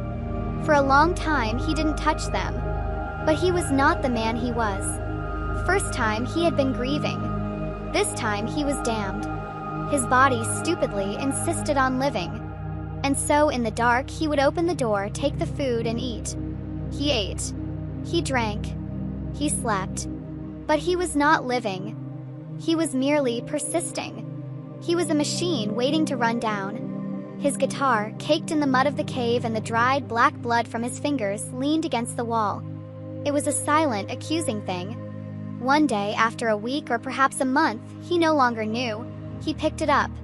His movements were slow, methodical, like one of the shades in the Valley of Stone. He found a clean rag. He found the oil he used to polish the wood. He sat by his cold, dead fireplace and he cleaned the guitar. He scrubbed the gray, silted dust from the fretboard. He wiped his own blood from the strings. He polished the mahogany body until it shined a deep, dark red. He was not caring for it. He was preparing a body for a funeral. When it was clean, gleaming like a new coffin, he did not put it in its case. He hung it on 2 wooden pegs on the wall above the fireplace. There. It was done. It was an artifact. A relic of a man who was dead. A monument to the greatest failure of his life. Autumn, the season of his joy and his ruin, finally died. The last bright, mocking leaves fell from the trees, leaving a forest of gray, skeletal claws. Winter came. The winter was long, deep, and hard. The snow buried Riverbend Hollow in a white, cold, profound silence. The Whisper River froze, its voice finally muted. The silence suited Orion. He welcomed it. The world had finally, blessedly, gone quiet. It had begun to look like the Shadowlands. It had begun to look like home. The hollow itself was a town in mourning. They had lost Evie, the brightest part of their world. And now they had lost Orion, the music of their world. The silence from his cabin was a grave. Mr. Elias, his face looking 10 years older, would just stare at the chimney of the small cabin, waiting for a puff of smoke that rarely came. People of the hollow stopped waiting for a song. They were just waiting. The snows lasted for months. Orion sat in his chair in the cold, staring at the silent, gleaming guitar on his wall. He was a shade in his own loop. But the world cruelly insists on being reborn. The snows began to melt. The ice on the Whisper River cracked and groaned. The first, hesitant, green buds appeared on the trees. And the birds, the godforsaken birds, returned. They began to sing. Their music, a sound he had once loved, was a violation. It was a cheerful, piercing, living sound in his dead, silent world. It angered him. The sound of the river, the sound of the wind, the sound of life, it was all a lie. It was an insult to the gray, silent, truthful world he had left behind. He had to drown it out. One evening, as the sun was setting in a wash of violent, living color, he stood up. He walked to the fireplace. He took the guitar down from the wall. He sat. The wood was cold in his hands. Side in the town, Widow Maeve was on her porch and she heard it. A sound. A single, plucked note hanging in the twilight. Her heart leaped. "Elias," she called, her voice trembling. "He's playing." The words spread like fire. "Orion is playing. He's back.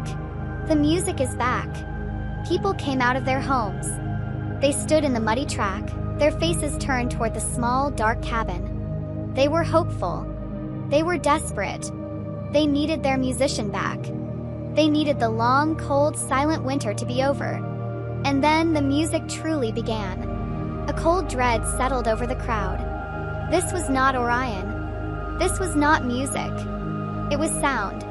It was the gray, hopeless, endless sound of the Valley of Stone. He played a single, repeating, hollow chord, a sound with no resolution, no melody, and no warmth.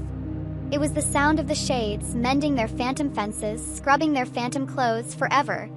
Then he added a sharp, scratching, rhythmic noise, a sound like a dry pen on old paper. Cratch, cratch, cratch. It was the sound of the keeper's ledger. The townsfolk looked at each other, their hope turning to confusion, then to fear. The music changed again. Became a low, wailing, dissonant shriek. It was the sound of the canyon, the cry of 1,000 trapped and grieving souls, given voice by his strings. The sound was cold. It was empty. It was anti-music.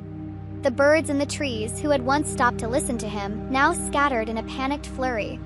A dog in the town began to howl, a high, mournful sound. A child, listening from a window, burst into tears. The people who had gathered, they backed away. This was not healing. This was not grief. This was haunting. "That's not him," Widow Maeve whispered, her hand over her heart.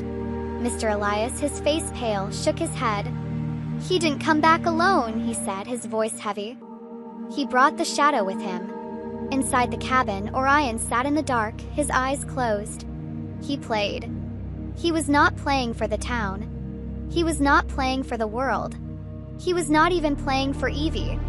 He was playing the only truth he had left. He had rejected the world of the living with its bright, false, painful sounds. And so he would play the song of the dead.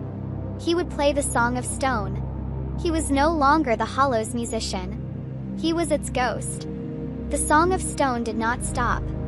For weeks, it drifted from Orion's sealed cabin, a gray auditory fog that settled over Riverbend Hollow. It was a blight. The spring, which should have been a time of renewal, was poisoned by it. The sound, with its hollow, repetitive chords and its jarring, soulless dissonance, made the new leaves seem to wilt. The birds who had returned sang less. Cheerful gurgle of the thawing Whisper River sounded nervous, hesitant. People of the Hollow were living on edge. They had lost their joy, and now they were losing their peace. Mr. Elias tried, as he was bound to do. He knocked on the cabin door. "Orion," he called, his voice tired. "Son, you must stop. This isn't grief. This is something else. You're scaring the children. You're putting a curse on the valley." The music inside didn't falter. But Orion's voice, a raw and used rasp, came through the wood. "Go away. Orion, she's gone. We all loved her. But life is for the living. You have to." The music from inside suddenly swelled, becoming a loud, angry, clanging wail, the sound of the canyon. It was a sonic attack. Mr. Elias flinched as if he'd been struck, and he retreated. Inside the cabin, Orion felt trapped. He had sealed the door, but he could not seal the world. He could still hear them. He could hear Mr. Elias's pleading. He could hear the hateful, bright chirping of the birds. He could hear the river, rushing with the melted snow, a sound of life and movement. It was all an unbearable, screaming lie. The world was not life. The world was a thin, brightly colored veil, hiding the truth beneath. The truth was the Valley of Stone. Truth was the gray, hollow shades.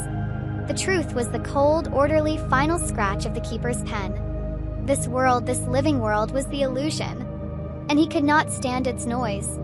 One night, he unbolted the door. He took his guitar, his only companion, his only true voice, and he left. He did not look back. He walked out of Riverbend Hollow, away from the sleeping town, away from his memories. He walked past the meadow. He walked past the cave. He gave it a wide, cold berth, and he went up. He climbed into the high, wild, rocky places of the mountains, the places where the trees were stunted and the wind was the only sound. He became a ghost of the wilderness. He hunted. He slept in small crevices. He let his hair and his beard grow. He was a wild man, a gaunt, haunted specter of the peaks. And he played. He played his song of stone to the rocks and the wind. And the wind, at least, seemed to understand. Summer came to the valley. The sun was high and hot. Crops grew. And the Hollow, free of Orion's haunting music, tried to heal. But they were not whole. He was still out there. Their musician, their lost son, was a shadow in the mountains. It was Widow Maeve who said it. "It's not right. We can't just leave him up there. He's not grieving, he's lost. He's forgotten what life is. We have to remind him." The women of the Hollow, the ones who baked the bread, who tended the gardens, who bore the children, they knew the power of life. They decided they would not let the shadow win. They planned the Midsummer Festival. It was the longest day of the year, a celebration of the sun, of warmth, of life. And they would hold it for Orion. They would bring the celebration to him. It was an intervention, a rescue. On the day of the solstice, a procession of them, led by Widow Maeve, marched up the mountain path. They were not quiet. They were a riot of life. They carried baskets of fresh bread, of roasted chicken, of summer berries. They carried jugs of cider and homemade wine. And they carried their own music. A young man, Caleb, had a fiddle. Another had a banjo. They had tambourines and a small drum. They found him sitting on a high ledge overlooking the valley, his back to them. He was impossibly thin, his clothes in rags, his hair a matted tangle. He was playing his guitar, but it was just a low, tuneless gray drone. "Orion," Widow Maeve called out, her voice bright, determined. He stopped playing. He turned. His eyes were cold like the eyes of a hawk. They were not human. "We've come for you, Orion," she said, undeterred. "It's midsummer. It's the feast of life. We've brought you food. We've brought you home." The women spread out around him, a semicircle of color and warmth. They laid out the food. They held out a cup of red wine to him. "Drink," said a young woman. "Remember what warmth feels like." He looked at the cup. He looked at their smiling, hopeful, living faces. And he felt a profound, rising disgust. Their life was a sham. Their joy was an offense. It was a dance on Evie's grave. It was a mockery of the cold, gray, real world he had seen. "Life," he rasped, his voice a dry croak. "You know nothing of it." He pushed the cup away, the red wine spilling on the rock like blood. The women drew back, shocked. Their smiles faltered. "Son," Widow Maeve said, her voice hardening. "This is not grief. This is a sickness. You are shaming her memory. Evie was life. Evie is dust," Orion snarled. "She is an echo. She is a line in a book. That is the truth. Your life is a shadow play." This was too much. The women, the givers of life, were being told that life was a lie. A cold anger began to replace their pity. Caleb, the fiddler, stepped forward. "You've forgotten, Orion," he said. "This is what life sounds like." He put his bow to the fiddle and began to play. It was a fast, bright, soaring reel, a song of sunlight and dancing. The banjo joined in. Tambourines began to shake. It was a riot of joyful, defiant music, an explosion of living sound. They were trying to drown out his shadow.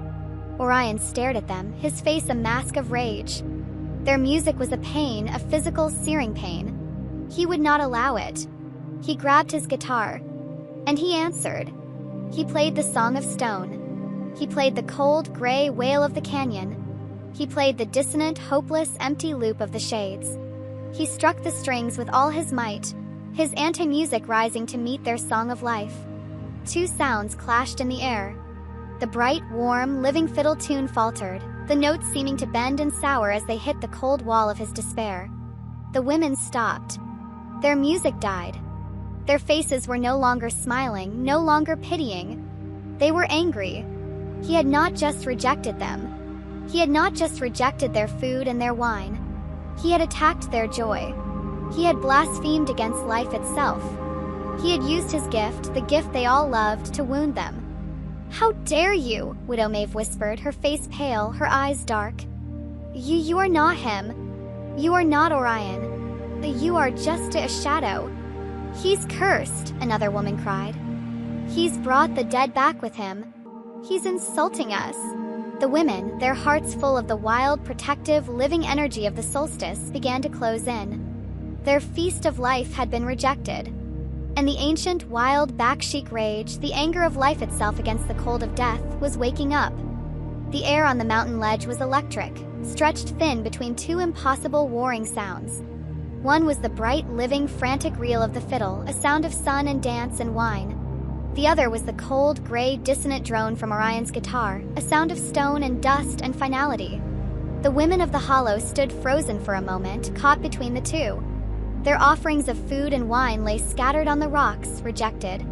Widow Maeve stepped forward, her face, usually so kind, was a mask of cold, hard fury. "You have brought a curse to our valley, Orion," she said, her voice shaking with an anger that was hotter than the midsummer sun. "We came here to save you, to bring you back. But you are not here. The man we knew, the man who played the sun and the river, he died with Evie." "He's not grieving," another woman cried, her voice rising to a shriek. "He's hateful. He's insulting her. He's insulting us." "She is dust," Orion snarled back, his eyes hollow, his fingers digging into his guitar. "You are fools. You dance on a grave. You sing lies. This." He struck a jarring, ugly chord, the sound of the wailing canyon. "This is the only truth." That was the breaking point. The young woman who had offered him the wine, the one whose offering he had spilled, let out a high, wild cry. It was not a sound of fear. It was a sound of pure, ecstatic rage. It was the sound of the festival, the sound of the life he had blasphemed. She picked up the empty earthen jug and threw it. It shattered on the rock at Orion's feet. That single violent act broke the spell. The women, the kind, gentle, life-giving women of the Hollow, were transformed. The spirit of the solstice, the wild, protective, living energy they had come to celebrate, now possessed them. Their pity was gone, burned away by his cold, dead rejection. "Blasphemer," one shouted. "He's poisoning the mountain," yelled another. They surged. They were not an army. They were a frenzy. They were a force of nature, a tide of outraged life. They threw the baskets of bread. They threw the summer berries which stained the rocks like blood. They threw the very flowers they had carried up to honor him. Orion just sat there, a cold, sneering look on his gaunt face, and he played. He played his song of stone at them, a weapon of cold, hard truth. But his music had no power here. In the Shadowlands, his song had mattered. The ferryman, the whale, the keeper, they were dead. They were quiet. They had listened. These women were alive. And they were loud. The fiddler, Caleb, his face flushed, began to play his reel again, but it was no longer joyful. It was a wild, angry, frantic shriek, a battle cry. Tambourines, the drum, they joined in, not in rhythm, but in a chaotic, pounding, thundering roar. The women were not just shouting, they were screaming. They were howling, their voices joining the wild music, creating a deafening wall of living sound. Orion's music, his cold, gray, hollow song, was swallowed. It was drowned. It was annihilated. His truth was a whisper against their storm. He stared, his fingers faltering on the strings. He saw their faces, twisted in a rage that looked terrifyingly like a kind of joyous, ecstatic release. He saw the maenads of the original myth, the wild followers of the god of life. His music was powerless. He had no defense. They were on him. He was buried under a tide of living, breathing, furious bodies. He felt hands, not of comfort but of rage, grabbing his clothes, his hair. He didn't fight back. He didn't cry out. He just looked up, past their contorted faces, at the bright blue, hateful sky. His guitar was ripped from his hands. He heard it, his one true voice, his oldest friend. He heard the crack of the beautiful, scarred mahogany wood as it was struck against the rock. A sound of a bone breaking. His song was gone. And then his world went silent. The frenzy, having met no resistance and having destroyed its target, suddenly broke. The wild, pounding music stopped. The screaming died. The women, panting, their hair wild, their clothes torn, stumbled back. The back-chic rage left them, leaving only the hot, sick feeling of what they had done. They looked down. Orion lay on the rocks. He was still. His eyes were open, staring, empty. He was, finally, as cold and silent as the stones he had worshipped. A woman screamed, this time in true horror. Widow Maeve looked at her own hands, stained with wine and dirt. What have we done?" she whispered. They did not stay. They could not. Horrified by their own wild, living rage, they turned. They ran.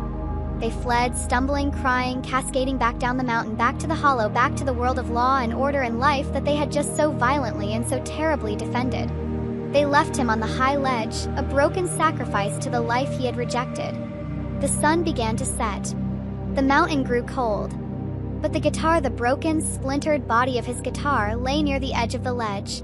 A small tremor, an aftershock of the struggle, dislodged it. It rolled, a piece of splintered wood, and it fell. Fell from the high ledge, down, down, down, tumbling through the air until it landed with a quiet splash in the fast-moving mountain creek below, the creek that fed eventually into the Whisper River. The water, the living, moving water he had come to hate, took it. Current caught the broken wood. And the guitar, his silent, broken voice, began to float. Tumbled in the rapids, and it drifted in the pools, moving down. Down, down, down, toward the Hollow. The mountain was silent. The wild, frenzied music of the Midsummer Festival was gone. Cold, dissonant song of stone was gone. There was only the sound of the wind and the sound of the women weeping as they fled. They stumbled back into Riverbend Hollow in the pale, gray light of dawn. They were no longer a procession of life. They were a defeated, horrified mob, their festive clothes torn, their hands stained, their hearts broken by what they had done.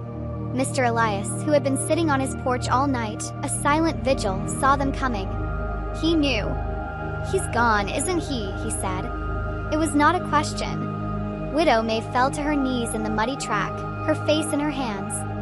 We didn't mean to," she sobbed. He was so full of hate.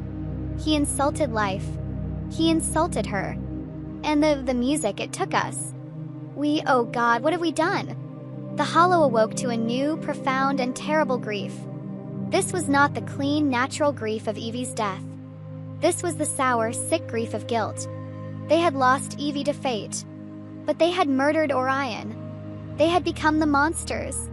The silence that fell on the hollow this time was the heaviest of all. It was a silence of shame. But the mountain was not entirely still. The broken, splintered body of Orion's guitar, his voice, his soul, was on its own journey. The mountain creek, cold with the last of the snowmelt, had taken it. Piece of scarred mahogany wood, with a few of its strings still snapped and tangled around the tuning pegs, tumbled in the fast white water. It was carried down the rocky stream, spinning in eddies, bumping against stones, a piece of dark, forgotten wood. And it began to make a sound. It was not the song of joy. It was not the song of stone. As the water rushed through the splintered sound hole, it created a low, hollow moan like a flute. As the current snagged the broken, loose strings, they would vibrate a random, high, thin plank twang. It was not a song. It was an elegy. It was the sound of the earth itself, weeping. It was the sound of his music, finally, freed from the man, freed from his pain and his rage and his grief. It was just sound. Pure, natural, and profoundly sad. Creek flowed into the Whisper River. The broken guitar, his singing head, drifted into the main current. Floated past the high bluffs. Floated past the echoing caves, its voice a faint, mournful answer to the silent wail within. Drifted down toward the hollow. Town was wrapped in its own guilt. But in the late afternoon, a child playing by the riverbank looked up. "Papa, listen," the child said. "The river is singing." Mr. Elias and Widow Maeve, sitting on the porch, their faces gray, heard it. A high, thin, melodic sound carried on the breeze. It was music. Their first reaction was fear. Was it him? Had his ghost returned to haunt them with the song of stone? They stood, trembling, and walked toward the river. Others, hearing it, followed. They gathered on the bank, a fearful, silent crowd. The sound was coming from the water. And then they saw it. It was his guitar. Or what was left of it. It had become snagged on the low-hanging branches of a willow tree, the one Evie had loved to read under. It was held there, trapped, and the moving, living water of the Whisper River was playing it. Currents strummed the broken strings, creating a random, shifting, heartbreakingly beautiful melody. They listened. And they began to weep. This was not the cold, dead, empty music of his madness. This was not the angry, dissonant wail of his grief. This was release. This was the sound of his pain finally ending. It was a song of pure, natural sorrow. It was the river itself, singing a lament for its lost musician. It was an absolution. The music was not a curse. It was a pardon. It was a way for them to grieve. His music, in its final broken form, had given them a gift. Widow Maeve, her face streaked with tears, looked at Mr. Elias. "It's his final song," she whispered. He's at peace." Mr. Elias, his old, tired eyes fixed on the broken instrument, nodded. He took a slow, deep breath. He stepped into the cold water, his shoes and trousers soaking. He waded out to the willow tree, the mournful, watery music playing around him. He gently, reverently untangled the broken, splintered wood from the branches. The music stopped. He held the last silent piece of Orion in his hands. He waded back to the shore, cradling it like a lost child. "We will give him his funeral," Mr. Elias said, his voice clear and strong for the first time in months. "We will bury this. And we will mourn them. Both of them. The right way." He was holding the last true note of Orion's song. And the hollow in their shared grief and their shared guilt was finally painfully ready to heal. The next morning, the sun rose on a new and deeply wounded Riverbend hollow. People gathered, not in a frenzy and not in fear, but in a quiet, heavy communal shame. They walked as one up the path to the small hill overlooking the meadow. They gathered under the great oak tree before the simple carved stone that marked Evie's grave. Mr. Elias stood before them, his face carved with the grief of the whole community. In his hands, he held the broken, muddy, splintered pieces of Orion's guitar. He waited until the last townsperson was still. The only sound was the Whisper River, which, now that they were listening, did seem to have a sadder, more mournful sound. "We are here," Mr. Elias began, his voice thick, "to hold a funeral. We are here to bury the rest of him." He looked at the crowd, at the faces of the women, their eyes red and swollen. He looked at the men, their faces grim and shamed. "We lost Evie to the cruelty of fate. It was a tragedy that broke our hearts. But we," he said, his voice lowering, "we failed Orion. We let his grief, a grief so large it swallowed the world, turn to a poison. We watched him become a shadow. And then, when he showed us his wound, when he played the song of his own dark, empty hell, we did not meet it with love. We met it with fear. And then we met it with violence. He did not spare them. He did not spare himself. We who call ourselves the living, we were so offended by his death, we so hated his despair that we, in our own wild living rage, did the one thing the Shadowlands could not. We silenced his song. Forever." Widow Maeve let out a quiet sob, a sound of pure confession. "We cannot take it back," Mr. Elias said. "We cannot undo what is done. He has paid the price for his despair. And we must now live with ours. But we can honor his memory, both his joy and his pain. And we can lay his music, his true heart, to rest." He knelt in the soft earth beside Evie's grave. With his own hands, he dug a small, shallow hole. He took the warped, splintered pieces of mahogany, the tangled, broken strings, and he laid them gently in the earth. He was laying the music to rest. "Go to her, son," he whispered. "Find your peace. Your song is safe with the river." He covered the pieces with earth. The town, one by one, came forward, each adding a handful of dirt. They were burying the curse. They were burying their guilt. They were reuniting the musician with his muse. When it was done, the town stood by the two graves. The Song of Stone was gone. The river's elegy was gone. The hollow was silent. But it was not the cold, dead silence of winter, or the terrified silence of the curse. It was a clean, mournful, healing silence. Weeks passed. The summer grew full. The hollow began to breathe again. The shame was still there, but it was no longer a poison. It was a memory, a lesson. Caleb, the young fiddler, had not played a note. His fiddle, the one that had led the backsheek charge, sat in its case, covered in dust. He felt the guilt as sharply as any. His music, his life music, had been a weapon. It had helped to kill a man. He sat on his porch one evening, much as Orion used to do. He watched the river flow. He heard the wind in the trees. He thought of the river's elegy he had heard, the sound of the broken guitar. He thought of the soaring, joyful song of Orion's wedding. His hands, almost of their own will, reached for the fiddle case. He took the instrument out. He was afraid of it, afraid of the wild, frenzied sound it could make. But he thought of Orion, and he thought of Evie. He put the bow to the string. He played a single, low, slow note, a sound of mourning. He played the memory of Orion's wedding song, but he played it slow, as a lament. He played his sorrow for the man he had helped to destroy. But as he played, he heard the river. He heard the birds. He felt the living summer air. And his music, it began to change. The lament, the slow, sad tune, began to lift. He changed the key. He played a new chord, one that was not just sad but hopeful. It was the sound of the going home song. It was the sound of the river, no longer as an elegy but as a promise. He began to play a new tune. It was not Orion's music. It was his. It was the hollow's music. It was a song that had Orion's joy in it, and his sorrow, and the wail of the canyon, and the peace of the river. It was a song of what they had all lost and what they had painfully learned. Across the hollow, people heard it. They came to their porches. They were not afraid. The music wasn't cold. It wasn't empty. It was real. It was the saddest and the wisest and the most beautiful song Riverbend Hollow had ever heard. Widow Maeve in her own cabin heard it. She looked up from her mending. She listened. And for the first time in almost a year, a small, true, tearful smile touched her lips. Curse was broken. The music of Riverbend Hollow, which had died twice, was finally reborn. For Orion, there was a moment of overwhelming, roaring noise. A storm of living rage, of bright, angry faces, of wild music, of a sharp, splintering crack. He felt a final tearing pain. And then silence. Cold, profound, and welcoming silence. He opened his eyes. He was standing. Pain was gone. The anger was gone. The heavy, aching, living grief that had poisoned his mind was gone. He felt light. He looked down at his hands. They were pale, translucent, shimmering at the edges like heat haze. He was a shade.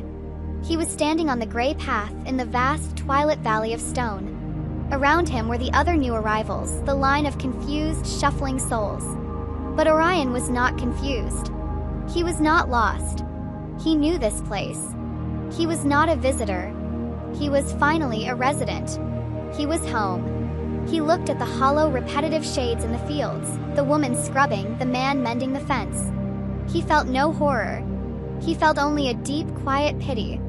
They were the forgotten. He turned and joined the line, but he did not shuffle. He walked. He had a final appointment. He knew the way. He walked through the gray, silent, listening wail of the canyon. The echoes were silent, parting for him. He walked to the shore of the Black Lake. The ferryman was already there, his boat waiting. He stepped on. The ferryman pulled him across the black, silent water, their journey just as silent as before. He disembarked on the far shore. He walked to the stone house. The great, dark, wooden doors, the ones he had hammered on as a living man, were open just a crack. He did not knock. He was not a guest. He was an entry. He slipped through the wood, a wisp of smoke, and entered the vast, dark archive. He walked the long stone aisle. The endless shelves of dusty, gray ledgers loomed over him. He felt no fear. He felt only a sense of finality. He reached the desk.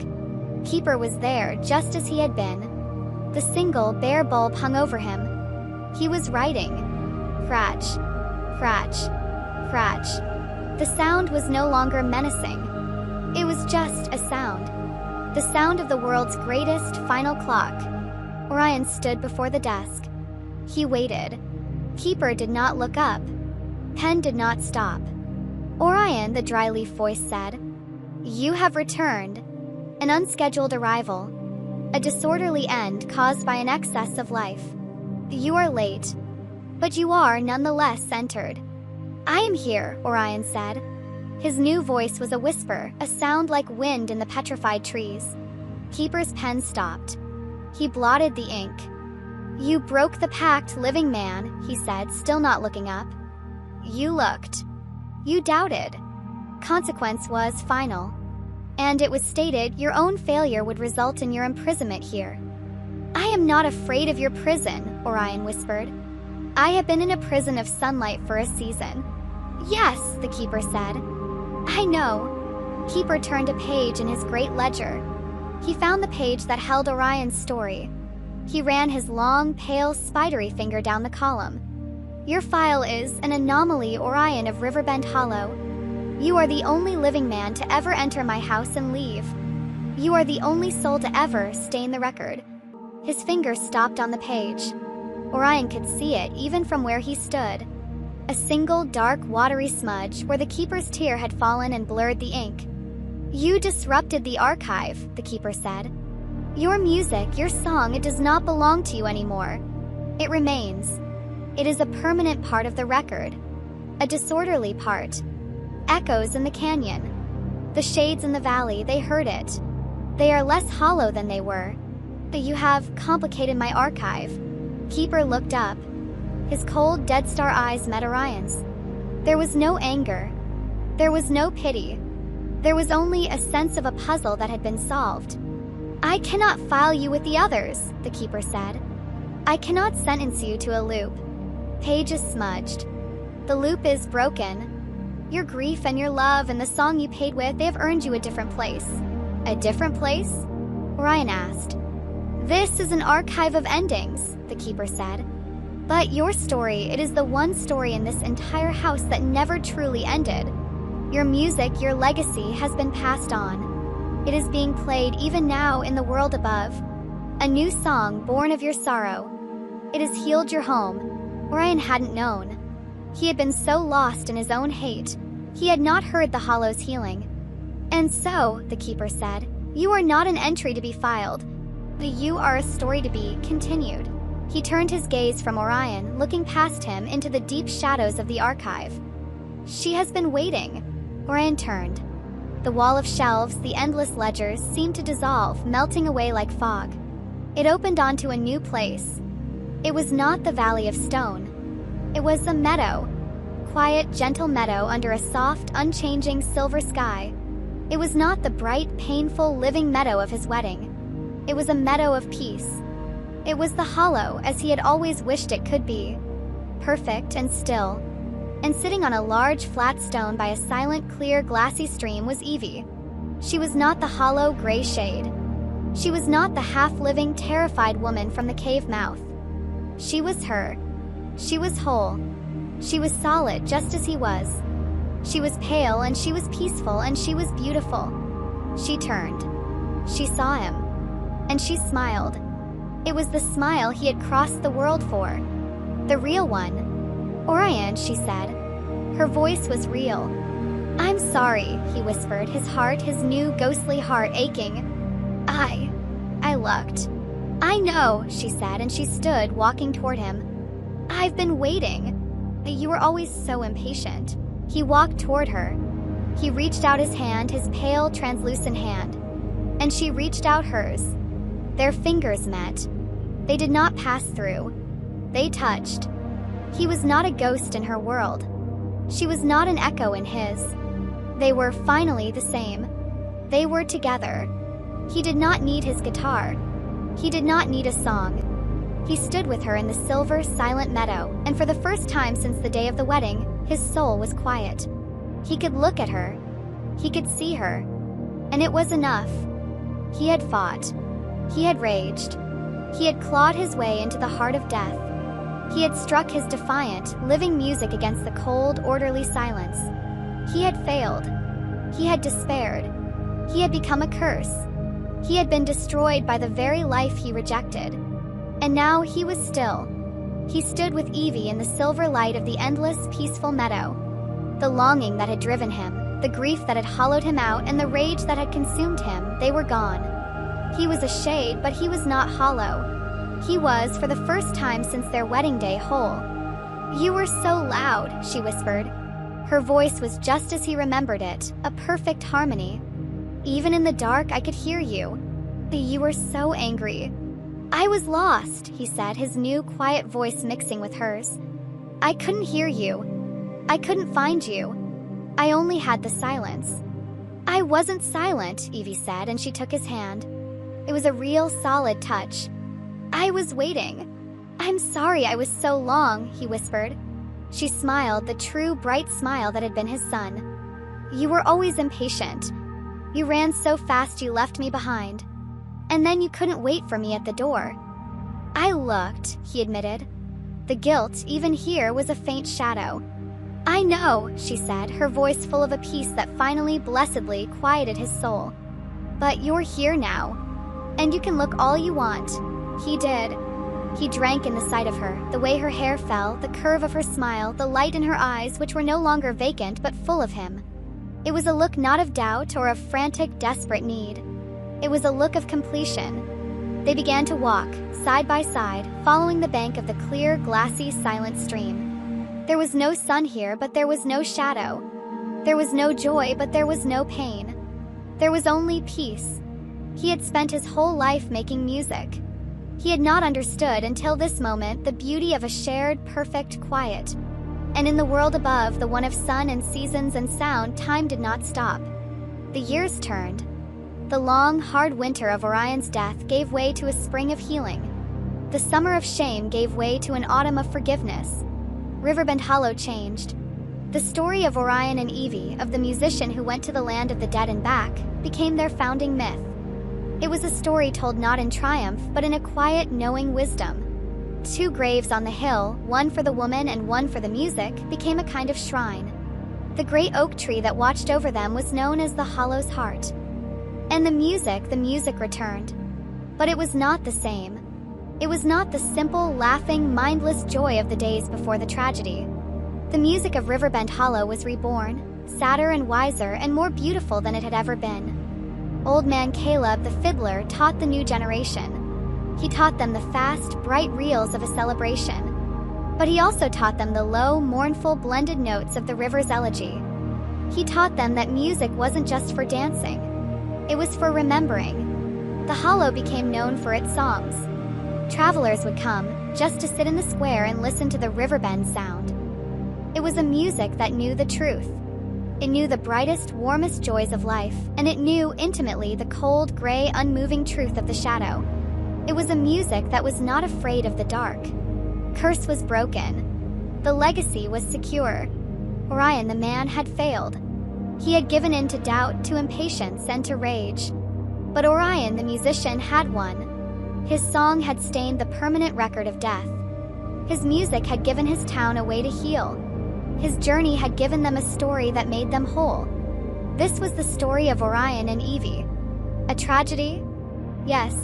The world is full of them. It is the story of a love that challenged the rules of the universe and lost. It is the story of a faith that was not strong enough. It is the story of a man who, in a moment of human blinding joy, destroyed the one thing he loved. But it was also the birth of a song. It is a story that reminds us that to love, we must trust. That to live, we must accept in the same heart both the sunlight and the shadow. And that music is the only language that is true enough and strong enough to speak to both the living and the dead.